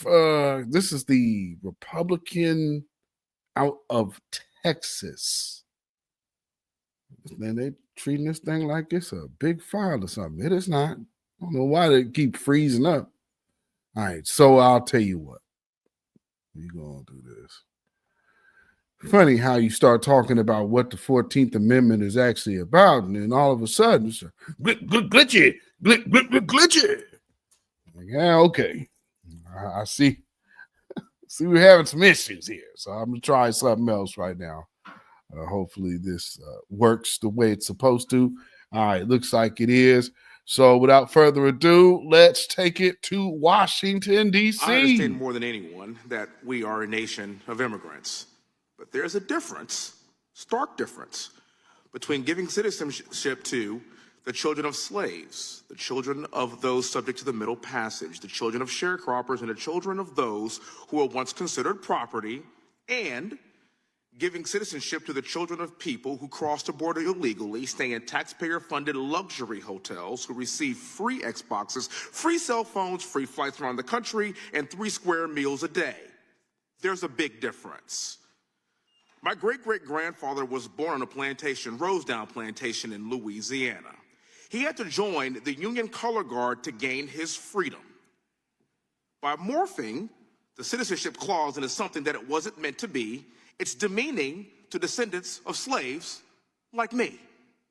And not just me who served this country, but my father is a retired colonel. My sister went to West Point as a retired colonel. My brother went to West Point. We are talking about a direct descendant of a slave that earned the right to be in this country and passed that ilk down to his ancestry.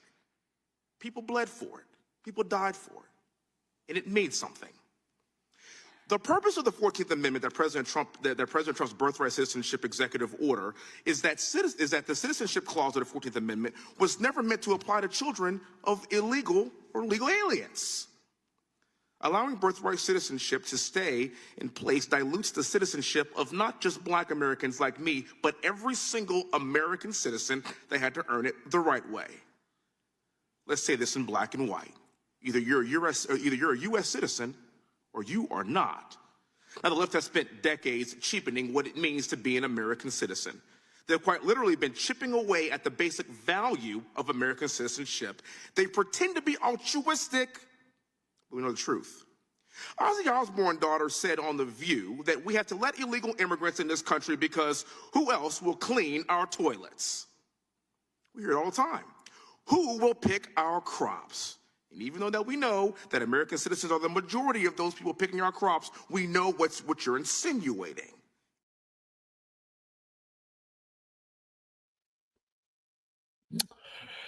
And that indeed we do. We understand full well what you're insinuating, Jasmine Crockett.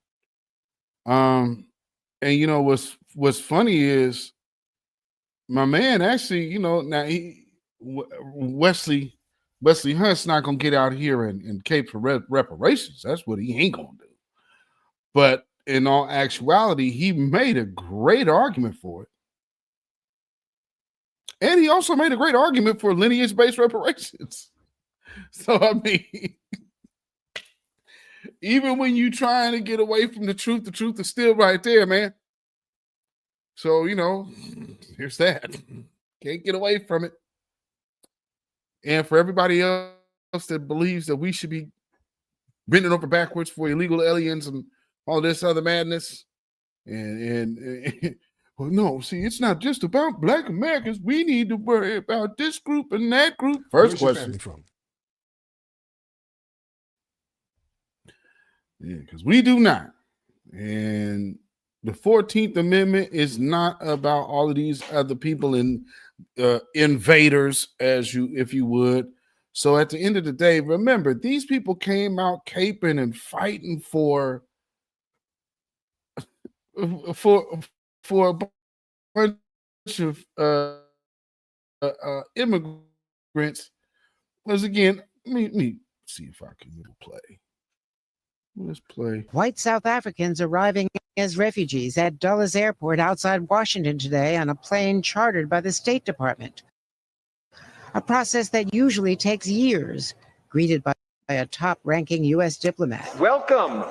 Welcome to the United States of America. And this from President Trump. It's a genocide that's taking place that you people don't want to write about, but it's a terrible thing that's taking place. And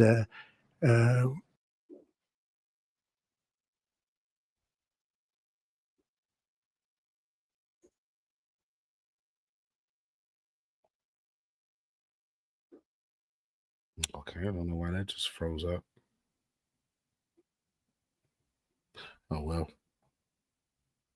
I guess there's this new Windows update, I'm thinking. Because didn't Brother Dewan B have like an issue yesterday? So maybe there's something going on there, you know. But I just played that to remind y'all of. I have that somewhere. Where is that? Because these people were fighting all for these folks. There it is. Thank you. They're over here fighting for these folks. And remember, because now we're over here talking about illegals staying, and the illegals need, they need due process and this and that, and that doesn't make any sense that we're just going to forego the Constitution and blah, blah, blah. And it's like, well, wait a minute. I seem to remember these Haitian refugees. We speak about it often. They were over there. They put, number one, they wrestled them straight up and had them in. Let me see. Get this in here. They had their asses off up in like that was something that resembles a concentration camp. You know what I'm saying? Is it in here yet? There's one. Yeah. There's the other. They had, and nobody said a word. What's funny is, like, the Congressional Black Caucus, they out here, we're gonna go fighting, man. We're gonna get out here and get ourselves arrested for illegals. But when it came down to fight for the citizens of our district, no. So we gotta vote. And right now, what they keep talking about, we want to fight. We got to fight Donald Trump. We got to fight him on every way. What did they tell us is the best way to fight? If we want to get something done, we need to vote. So instead of all of this complaining about fighting Donald Trump, you need to be worried about voting, right? Because Venezuelan illegals ain't getting their way. Well, in the midst of Joe Biden's reign of letting all of these illegals into the country, never forget this part.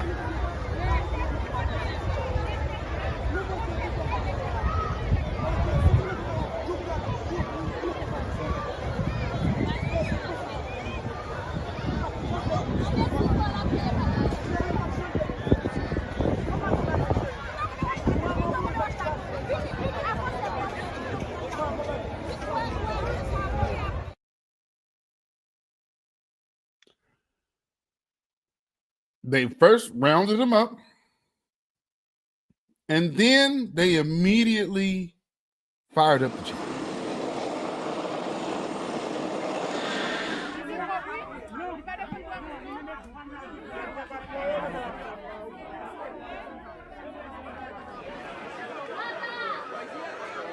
Même moi, quitté Haïti pour marcher parce que me chercher on des meilleurs. On des meilleurs parce que toute jeune Haïti là, nous te mettre fini études classiques nous pas besoin de travail pour nous faire. Si on te mette au moins factory, mettez travail pour nous pas mandant pile. Parce que là nous arrivons dans pays, dans notre pays travail nous pas fait l'Haïti, c'est on a le fait. Premièrement, mettez-nous en bas pour nous dormir à terre. Nos équipes sont déjà mobilisées à travers tous ces deux aéroports là, justement pour accueillir les migrants de retour forcé. Mais le problème, c'est que les gens n'acceptent pas le retour forcé. D'ailleurs, c'est la raison pour laquelle ils ont laissé le pays.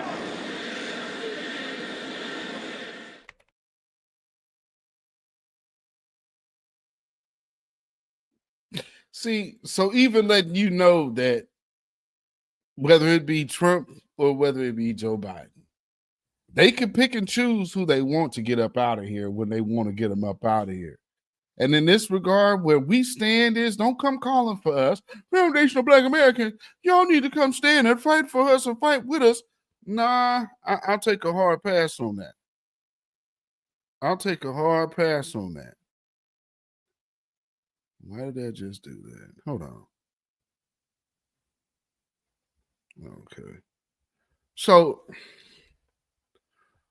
one thing that they need to understand when it comes to us, we're undeportable. So you don't have to worry about, well, what about y'all? Y'all gonna be next. We're not. So at the end of the day, We're in our homeland, and you fled here. These people have no loyalty to you. And then you come here and be disrespectful to foundational Black Americans and our agenda. And then even some of you might even be able to come up or get a nice little trust fund. Like I hear Anton Daniels' situation. I always remember these people with the first and the last name that are two first names. Usually that is indicative of them being Caribbean. And at the end of the day, if your paperwork ain't straight and you disrespecting us, all we got to tell you is hashtag fire up.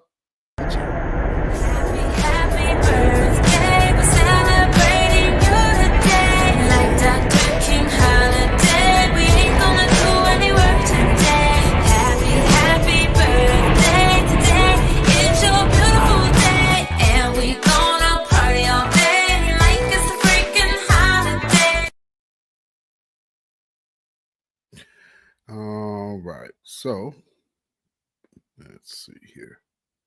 What we are about to do is a couple more things to hit before we get out of here. And I guess we'll start with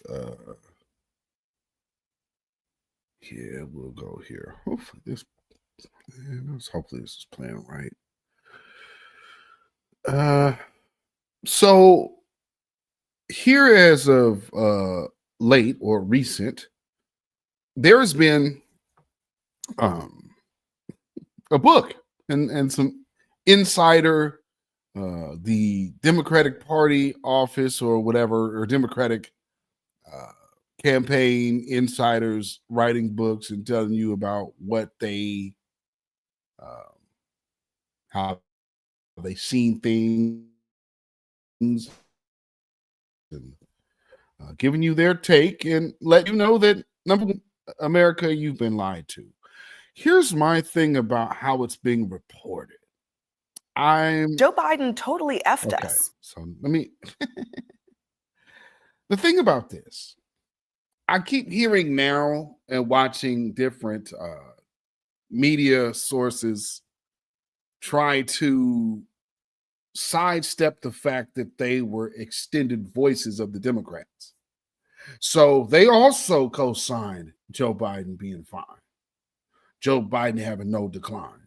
So it's not just the Democrats, but it's also the mainstream media and legacy media that is just as guilty.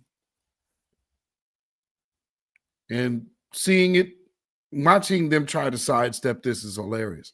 But we know how they were coming to, and how combative they even were when interviewing Trump, and how we have heard nonstop Trump bashing, which go for it. But nonetheless, you sold Black folks a lie. And then here's my problem with the Black folks that were rocking with the Democrats. You saw fit to disrespect the Black community for not supporting these people to whom they already knew they weren't putting forth their best product. Joe Biden totally effed us. That, a quote from a Kamala Harris official in a new book that paints a damning picture of how far the White House went to hide his decline. Among the revelations from Jake Tapper and Alex Thompson's book, Biden's team hid him from his staff and even members of his cabinet. They considered that he may need a wheelchair in the future and contradicted warnings from his doctor. And Biden didn't recognize George Clooney, one of his longtime supporters, and of course, one of the most famous movie stars and faces on the planet. But as the scandal branches grow, he didn't recognize his humongous donor. Just put that in perspective.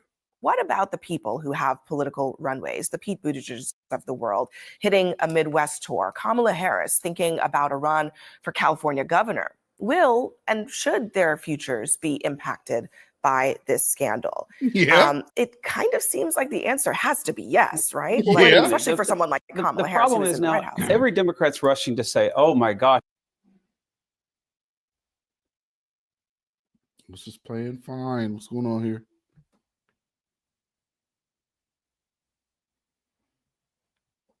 I don't know why this is happening today. It's been playing fine all this time. What is happening?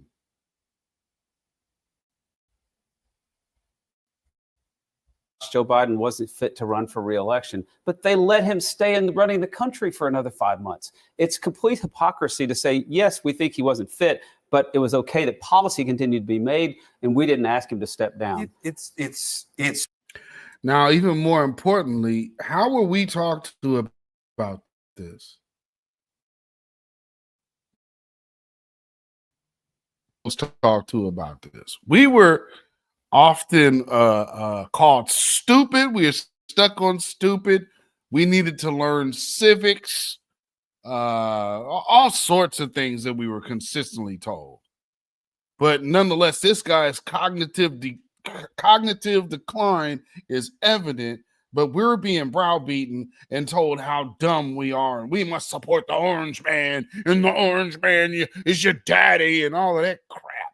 No, we see things with common sense instead of trying to use gaslighting tactics, which clearly backfired and failed. And you won't hear a lot of those Democrat talking heads looking to mend any type of fence with Black America. But look at how these people are now trying to say the Democrats and they. No, all of you. It's tragic for the Democratic Party to have let him go on so long when clearly people around him knew that there was a serious problem. The people closest to him had been close to him for years, most of them like 20 years. So they were super loyal to him, more than normal analysts, activists who come and go. I don't know that I retain, as a Democrat, if I retain being a Democrat, if I'm mad at Pete Buttigieg because he didn't waive, am I mad at Kamala? I would not think it would be her responsibility to say, you're not. Now, might she say something private? I'm sorry. How would it not be at least on the vice president? How? How does she escape that responsibility? And even still, she couldn't win. But here's the problem that everybody's saying. So, well, what was she going to say? She's telling the rest of America that he is okay. She's telling us, and she wants us to trust her enough to vote for her later down the road as things ended up transpiring. But look, this dude has cognitive decline. Period. Why is this doing this? Good grief. Hopefully it'll play now. But it comes back. And looks like I'm still like real frozen. This is crazy. Okay. You know what? Let me pause that. That's what I'll do. And I paused it. It actually came on. Oh, let's see if it's working. Privately, yeah, but I would not expect her to publicly. But I guess That's what the maybe 25th Amendment is all about, you though. so much, but like because you're left leaning. I'm talking about the average American. When they ask the question, what did you know and when did you know it? Right. Yeah. Right? And I think one of the things that is in the excerpts from this book is this idea that it wasn't just that Kamala Harris only had 100+ days to run, but that the idea that Americans felt like they were being deceived by the Democratic Party, it tainted her in that last election already. She did the deceiving. Well, I think that this is the question. I mean, how does she escape that? This was something where I think the public was ahead of where the politicians and even to some degree the media was. 2 years before the disastrous debate, we were sitting there together, Abby, there were polls that were showing 67% of Americans thought Joe Biden was too old to have another term. And Democratic politicians did not listen to those warnings. Big facts. And I interviewed Joe Biden a week and a half ago on The View. I left thinking he definitely could not have done another 4 years. I'm grateful for his service. He had a good command of the facts of things he was proud of to talk about that he did, but there was just no way that Joe Biden could do 4 more years. And I do think the future leaders of the party have to say something better than it's time to look forward. They need to address that the public was saying we need someone else, and they waited until the last minute and frankly did not have a particularly Can I ask one democratic quick process. question, Melissa? She's right. She's absolutely correct.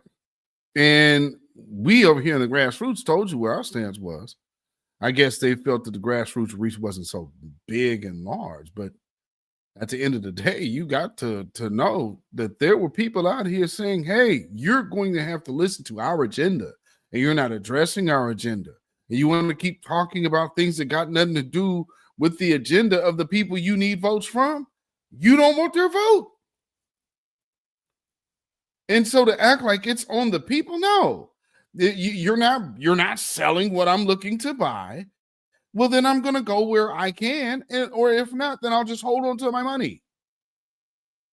I don't have to spend my money with you because you tell me you're the only last thing going.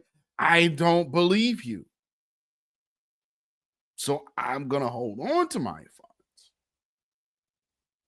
And this is kind of what happened to the Democrats. And I don't think their strategists, especially a lot of their shields, are not accepting this reality. And now there's a whole book telling you that they were about that thinking about interview. putting him in a What did you make wheelchair. of the fact that Jill Biden was there with him? I thought it was very unhelpful. I asked the Thank specific you. question about allegations of his cognitive decline, and he began to answer it, and then she jumped in for him. And I get it, as a spouse, you want to help your partner, but that was his moment to knock out of the park any fear that he has cognitive decline, and it played into basically the worst assumptions, that he can't finish sentences and she had to help him out. I think And I'll stop there because that's really the point. This is his wife. She knows he's cognitively declining, and everybody else around him also knew. So the fact that everybody's trying to play this game to where, man, we really didn't know. I mean, even Simone Sanders tried it. Like, I just talked to him and he sounded fine. No, you didn't, Simone. That's not true. Look at her face. Did the book say that Joe Biden has dementia? No, not to my knowledge. Did the book say that a doctor has diagnosed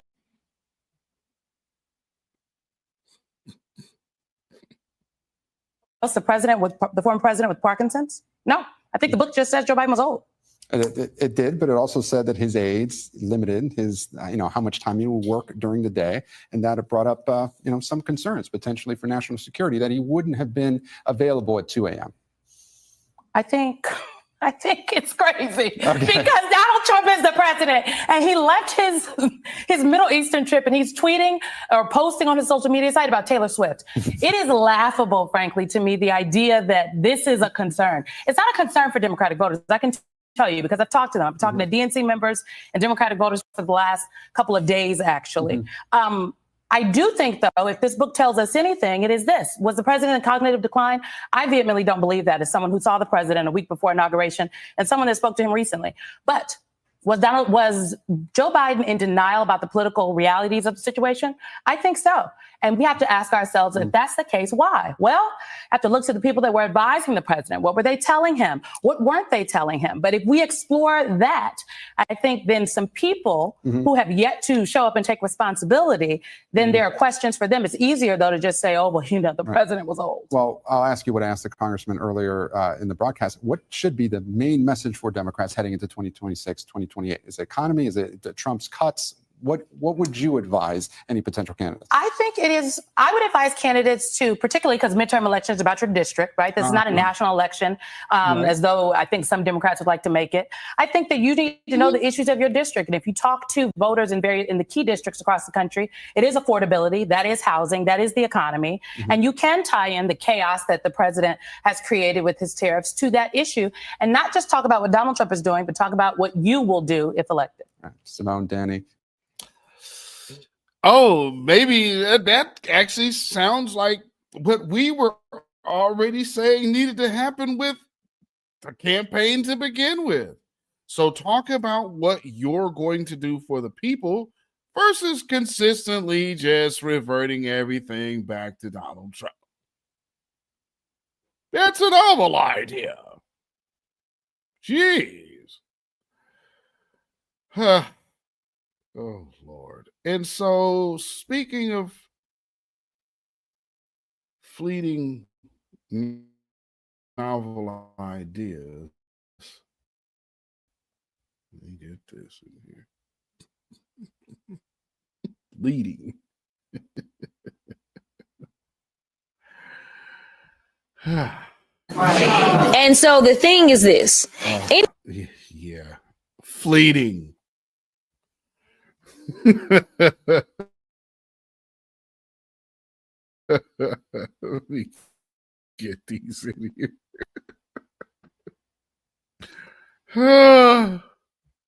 Oh, Lord. Yeah. So they knew that. This is my thing about the media and all the people that thought they should be talking crazy to Black America for Joe Biden and then later on Kamala Harris. They was talking about having to put this dude in the wheelchair for the second term if he got reelected, which at the time he basically was predicted to get Donald Trump 400 electoral votes, which Kamala was able to siphon off about 20 of that, I guess. So she got it was 380 something. So not even 20. Not even 20. But nonetheless, the Democratic Party is moving forward. They are moving on. And a lot of people thought that they would be talking about AOC and they would talk about Jasmine Crockett or maybe somebody else who is Black, a woman, or man in a dress, or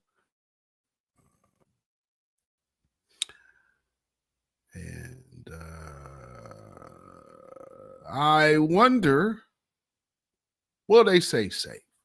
So I think they're going back to the bread and butter of the Democrat Party and looking for a younger or middle-aged white man.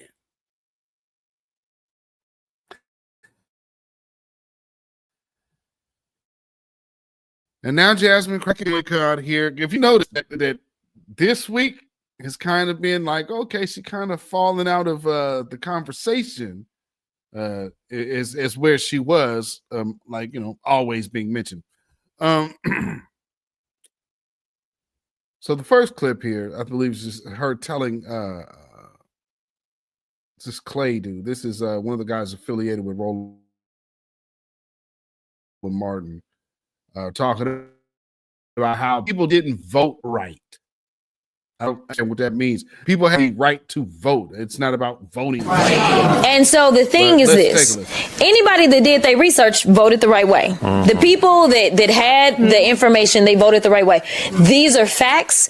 The more educated voters and the voters that went to the legacy media, frankly, they voted the right way. It's the ones that were getting the fake news or the lies. They were the ones that were voting the wrong way. So people who listen to the grassroots, because she said people who went to legacy media. So not independent media. But your buddy that's behind that, he's not legacy media either. So you're not on a platform saying that on legacy media. So what is she wanting Black people to do?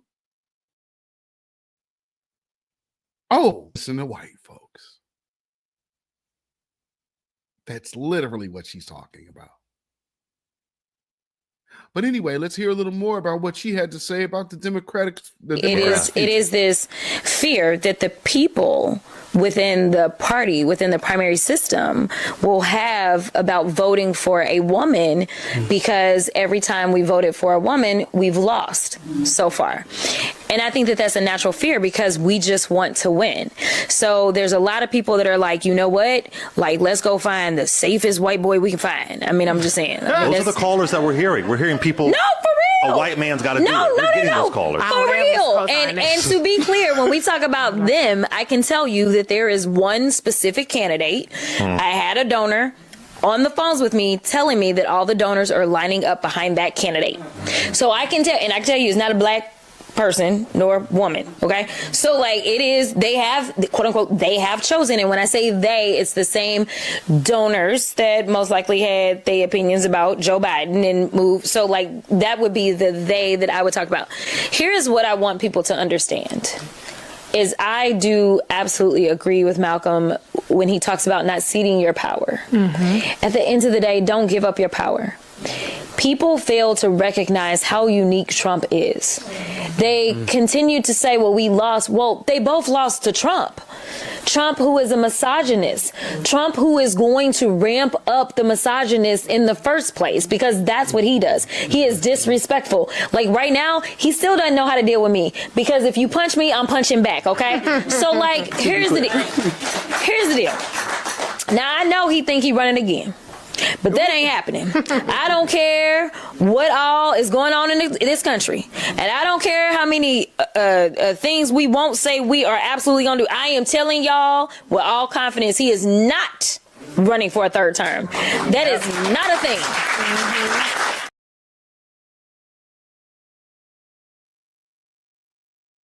Well, true indeed, because he actually said that himself. So he knows he's not running. So that is something that he very much had already said. We knew that already, but you know, neither here nor there. Doesn't matter.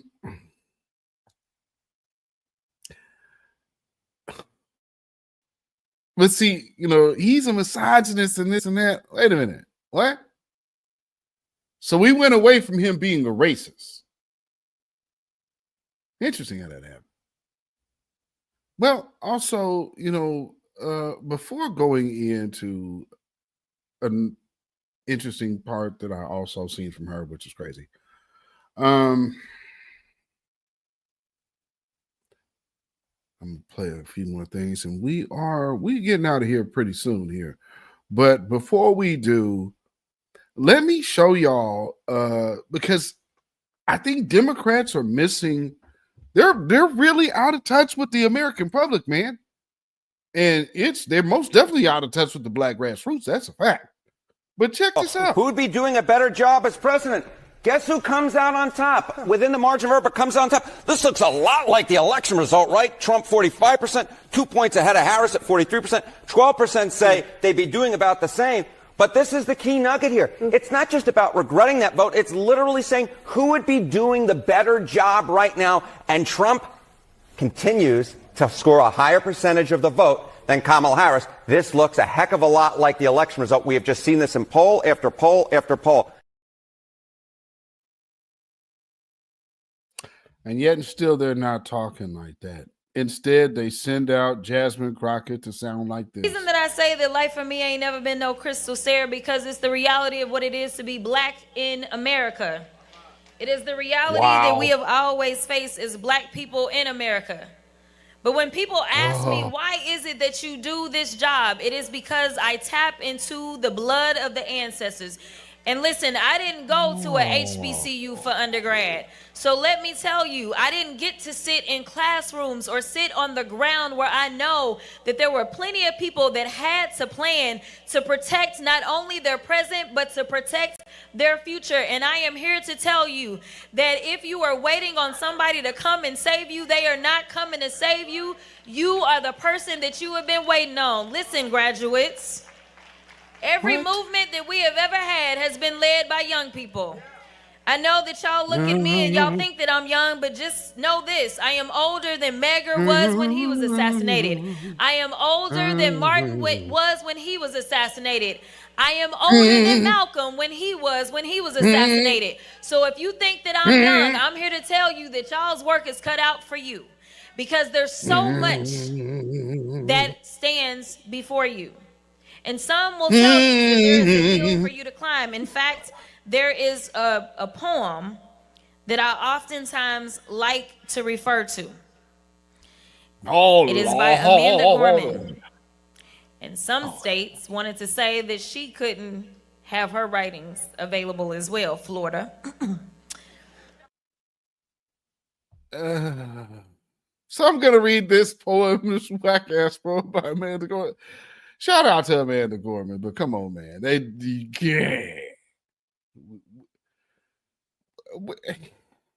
Some of us grow up at the tail end of a very literal the writings of these people were living, these writers were living when we were children. You understand? So for those of us of a certain age, you know, these people were some of us might even have met some of these people.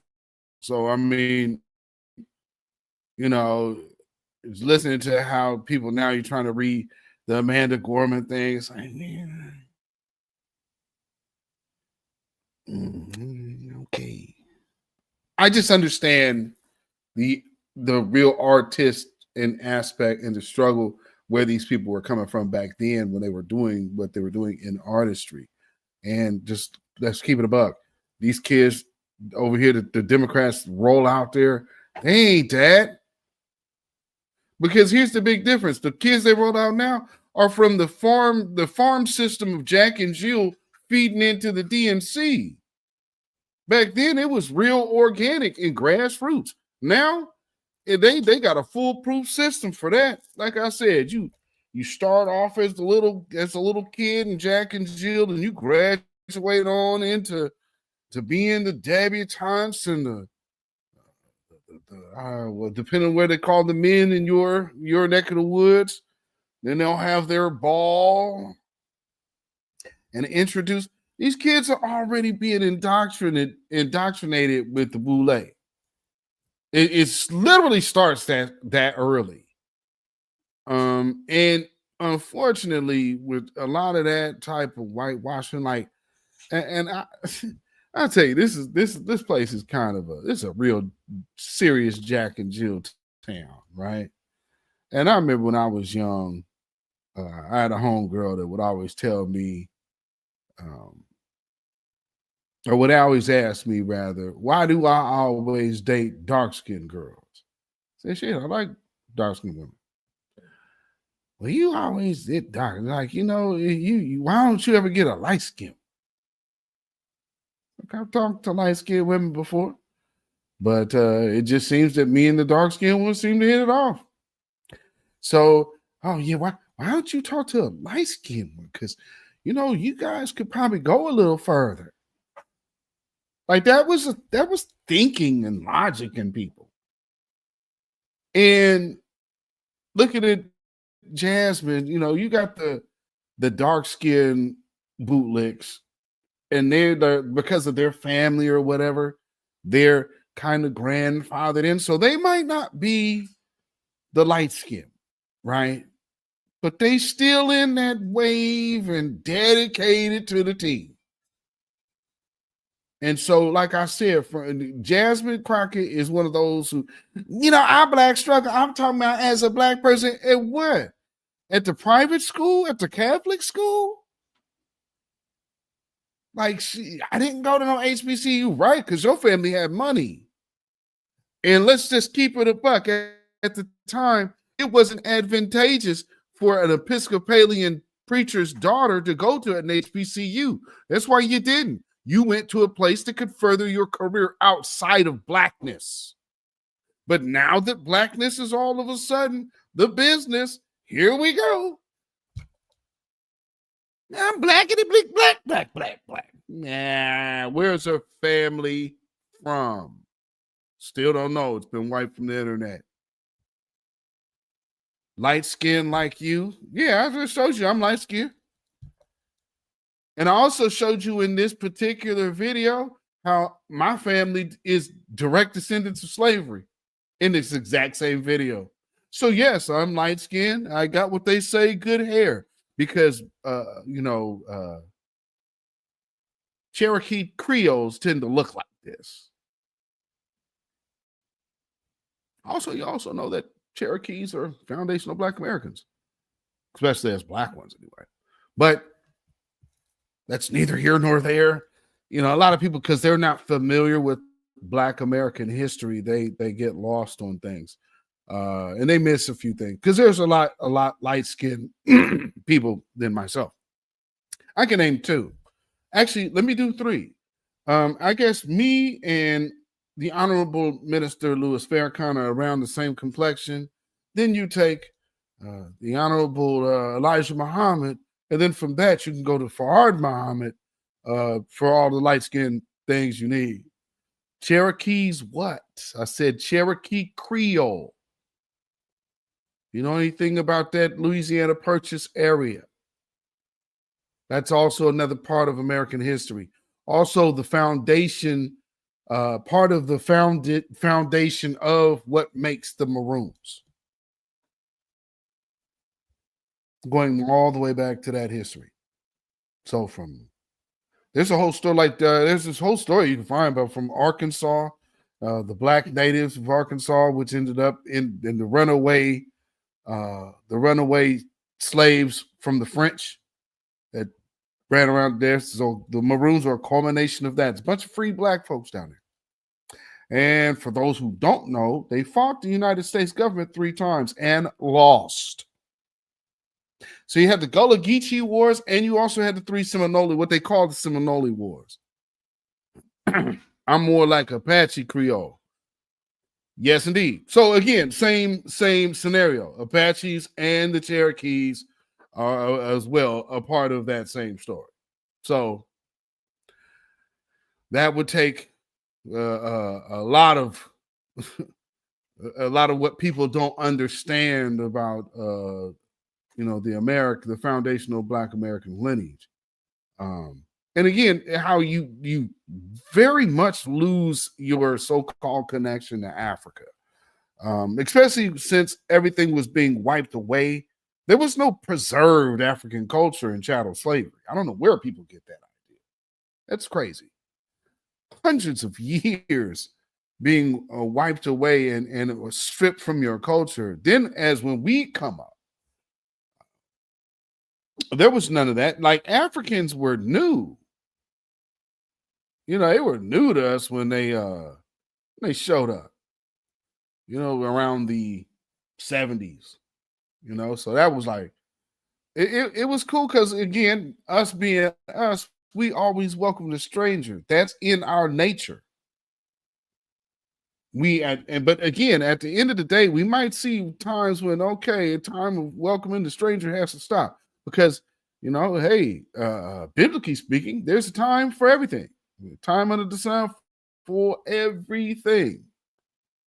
You know what I mean? So, last thing I want to speak of, and I want to make a point about this.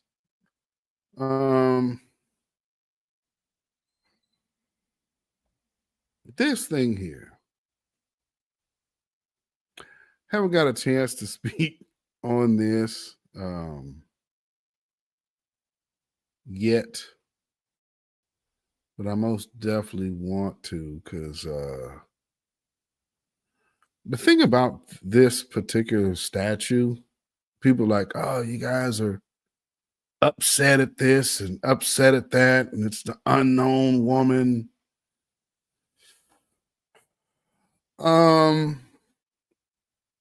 My thing is this.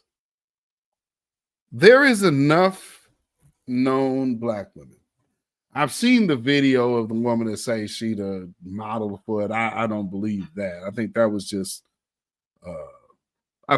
just somebody trolling for attention.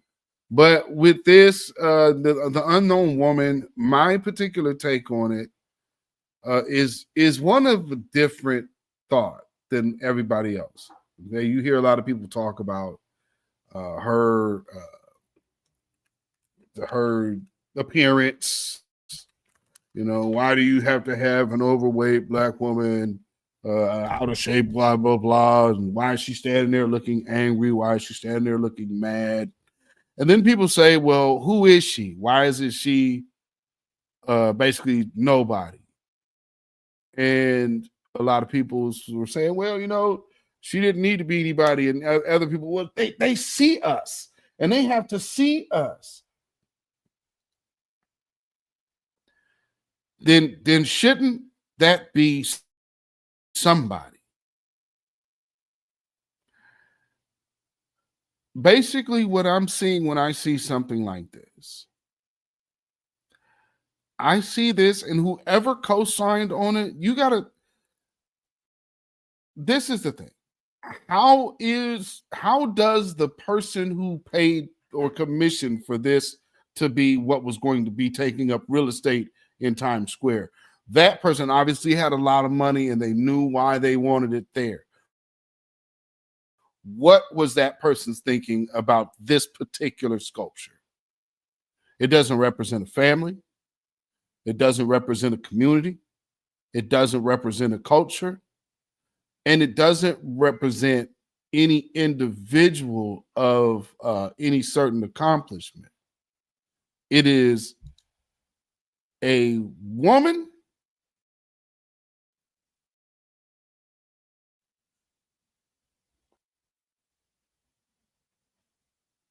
in plain sight.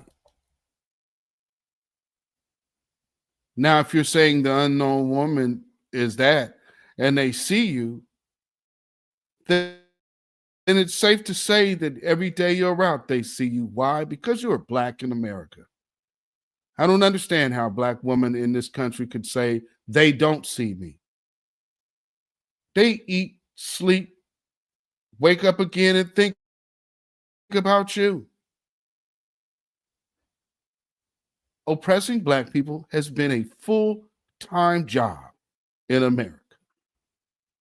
There's no need for a statue in Times Square of a woman who has no identity. So the sick joke of this, how I see it, it's not a tribute to Black women, but a statement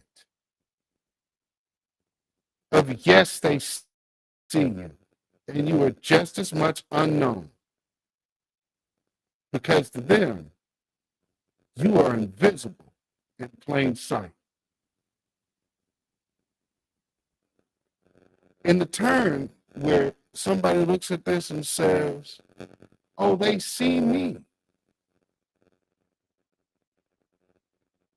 I guarantee you, your tangible validation of being saw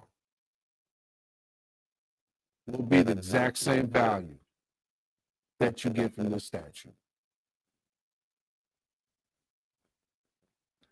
Moral of the story is, you have to let symbolism go. If it's not substance, then there's no reason for it to be presented to you for any reason.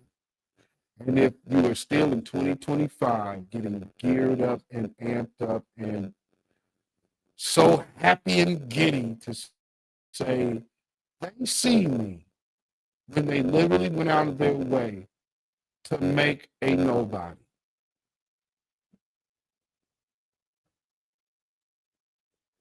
You might want to reevaluate your own self-worth. And if you come from our lineage, right here in this country of America, then you have an exceptional lineage to be proud of. And before you worry about they seeing you, them seeing you, do you see your ancestors that afforded you to be here today? Do you see your great-grandma? Do you see your great-great-great-aunts? Do you see all of these people who were still on that plantation, those generations, to get you here? This is 2025.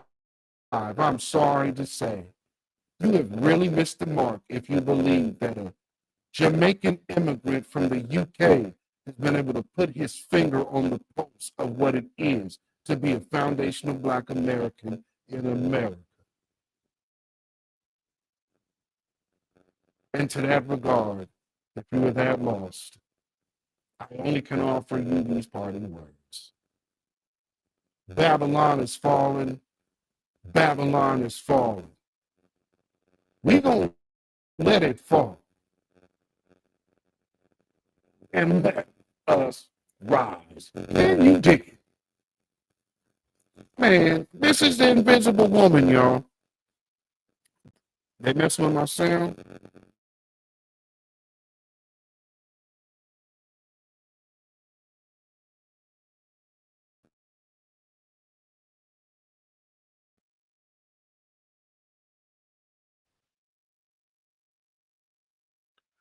All right. Hopefully y'all can hear me now. Can y'all hear me?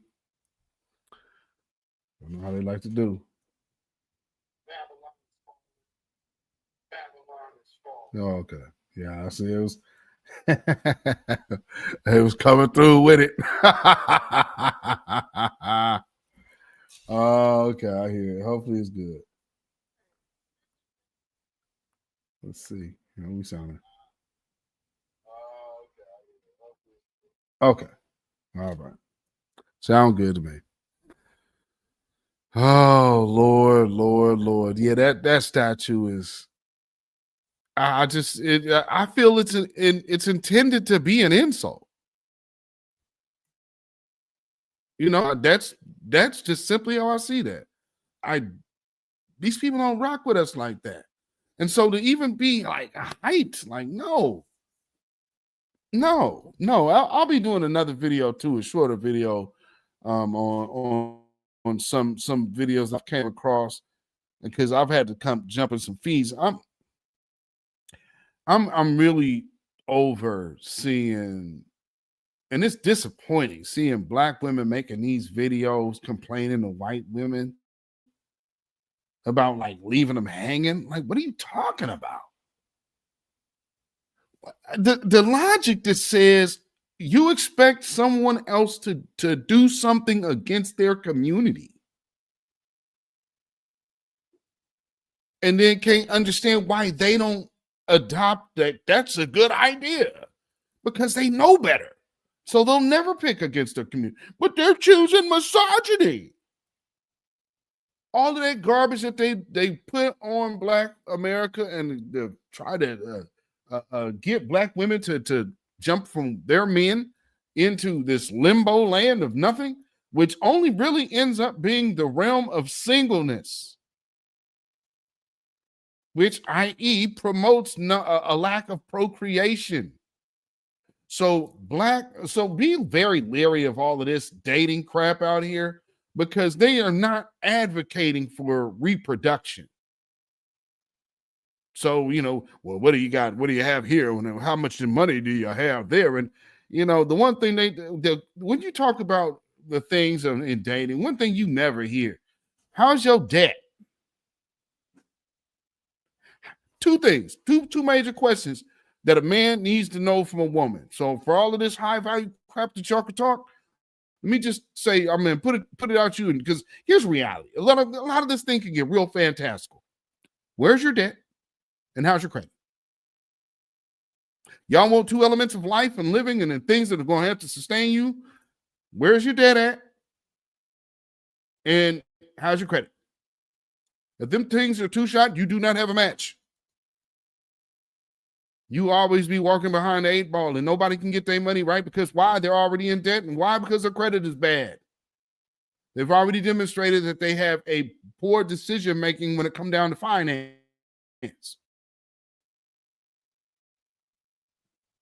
People don't give you them lessons because they're telling you, look for this and look at his shoes and look at how this is, and look at her hair. And does the person make you happy? Do you have good conversation? And let me explain something. Commitment don't mean happy. Commitment means commitment. Maybe too many people don't harp in on and focus in on what that look like because too many people think commitment mean happy. Commitment does not mean happy. You could be happy from your commitment, but you first have to honor your commitment. And so many people don't. That's why they're unhappy. And then they blame it on the lack of commitment from somebody else when they never really had a real role or hand in their own. Commitment starts inward and starts at home with you. So if it doesn't start with the person in the mirror, commitment was never present to begin with. Just a tasty tidbit of information that I would share from you or share with you guys this evening. So hopefully you could do with that as you will. But like I said, be leery of all of that dating stuff because they do not really promote procreation. Over here, we are supporting Black families, Black familyhood. So mean you have to have Black marriages. You have to have Black men marrying Black women, having Black babies. And hopefully by soon we get some reparation and have a Black hospital. And I guarantee we have a Black hospital with foundational Black American doctors. All of a sudden, miraculously, I have this belief, and I firmly believe it, that the so-called mortality rate at this particular hospital would somehow be a miracle. Because, wow, the mortality rate is like 0. But let's just, just wait. There's a reason why, because that's another thing I put out there in the wind. We need a Black hospital. I got a lot of feedback from white America on that one. Oh, that's racist. That I want a Black hospital that caters to me.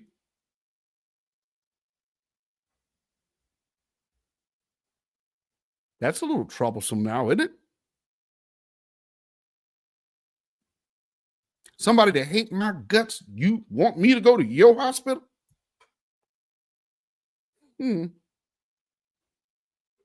Common sense tells me better. But then, there are those types, like the anti-Daniels and the conservative chuckler.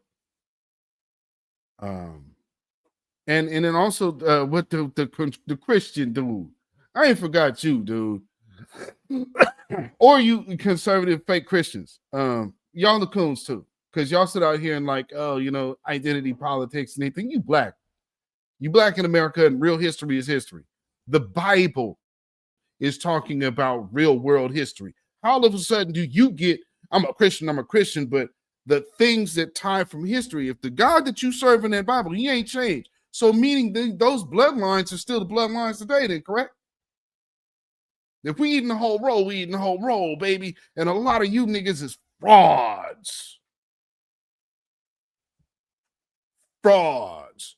Because y'all try to act like y'all can shun your Blackness and shun your lineage because you're a Christian. Who you trying to please? Anybody talking that, you ain't talking about the Lord. You ain't looking to please the Lord with that. He don't need you on no race relations. On top of that, where have you seen that in the Bible?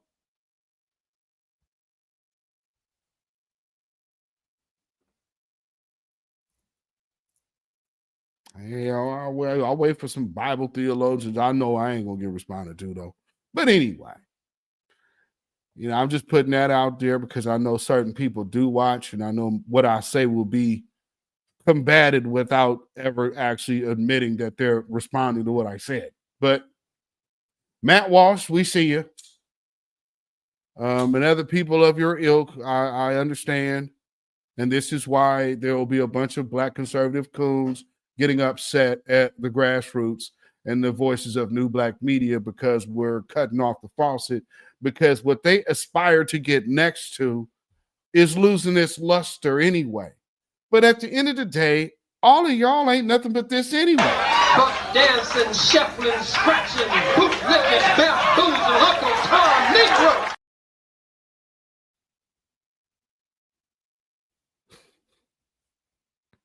And y'all deserve every bit of the smoke you get. And there might be somebody out there that disagrees, though. Man, because Black fatigue really is a thing. I can totally understand why white peoples be upset and Black peoples being victims. Always want to talk about being a victim.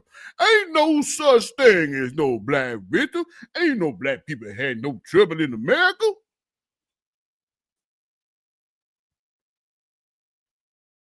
And then the conservative Christians, see, the Black pastors like Jamal Bryant. Jamal Bryant is a boule pastor. And all of your pastors are Greeks. They're all Greek. They're not Black. They're Greek.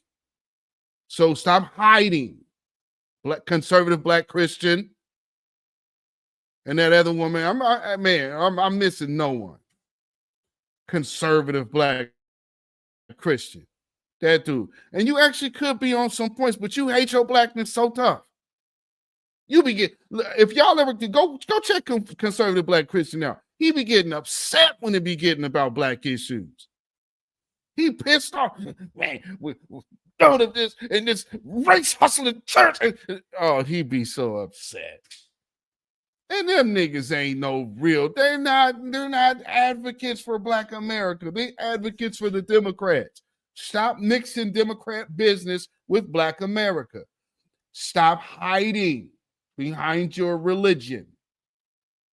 You don't want to have no parts of Black America, cool.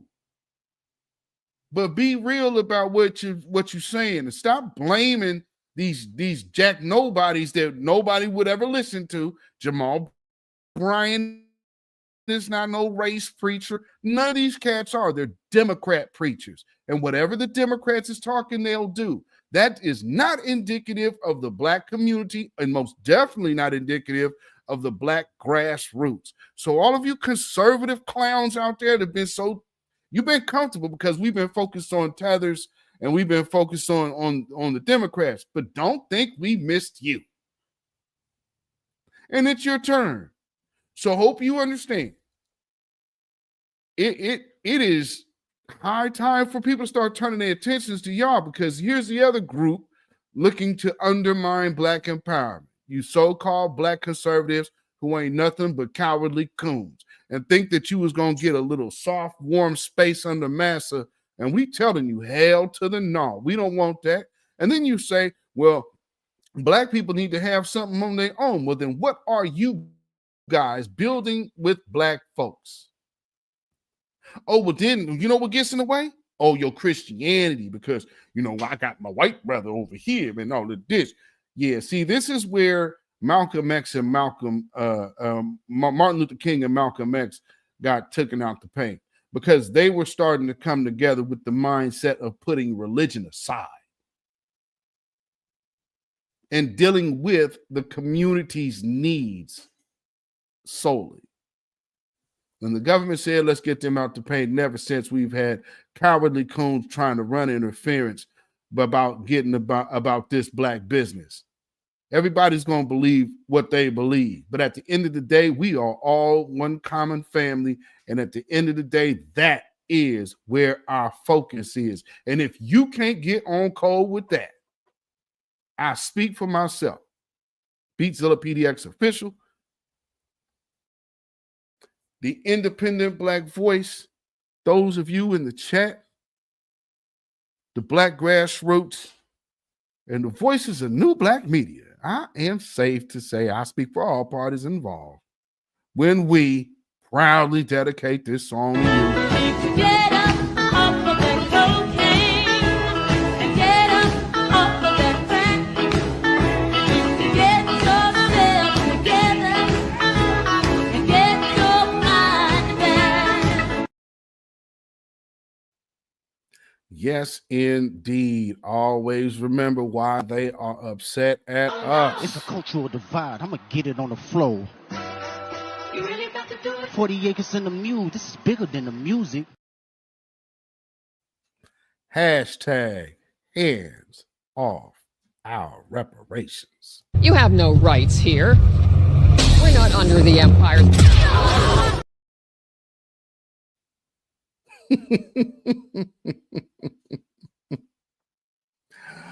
Yeah. And so for,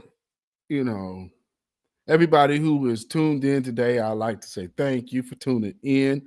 Make sure you hit that like button, share this out on your social media. If you have not already subscribed, make sure you subscribe to the Independent Black Voice on YouTube. You can join this channel as well and become a member. Follow me on Facebook, Instagram, and Twitter at beatzillapdx. You can email me at ourrealtruth@gmail.com. And if you feel so inclined to put some money in the bucket, you want to support this channel, you can do so by way of CashApp, which is $beatzillapdx. And we also have PayPal, which is Zilla Muzak. That is ZILLAMUZAK at PayPal. And so in parting, I would just say, Lucifer, son of the morning, I'm going to chase you out of here. So if you guys are feeling some kind of way, just know how we put it down today. Teach your man how to squabble. Get that trigger next time, nigga.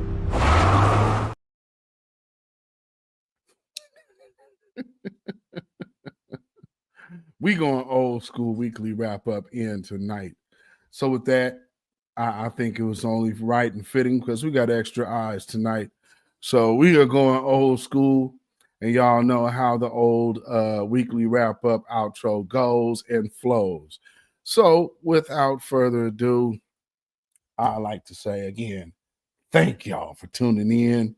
I think we had a good one. It's been a minute since I've been here live with y'all. And I know I enjoyed it today. And so y'all have another blessed week going forward and the blessed rest of the weekend. And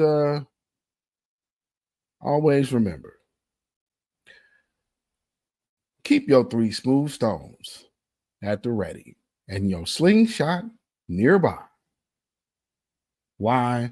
Because we need y'all to stay black, stay vigilant, stay alive. Black first, black first, black first. Shalom, y'all. Have a blessed, wonderful weekend. When you know who Satan is, yes, sir, you don't have to kill him. No. The stone of truth. Yes. See, that's what you throw. Yes, right, right. Allah says, had we wished to take a pastime from before, surely we would have done it. Nay, we cast truth at falsehood till we knocked out its brains. Every one of you that knows the truth, stand up and tell it from the mountaintop. Black people can't take it no more. So wherever you are on the job, in the factory, I don't care where you are. If you know the truth, stand up on the truth and tell Satan, who the hell are you to try and pick my friends? Farrakhan is God's man, and you are from the enemy of God. So to hell with you. Stand up on it like a man. Yeah.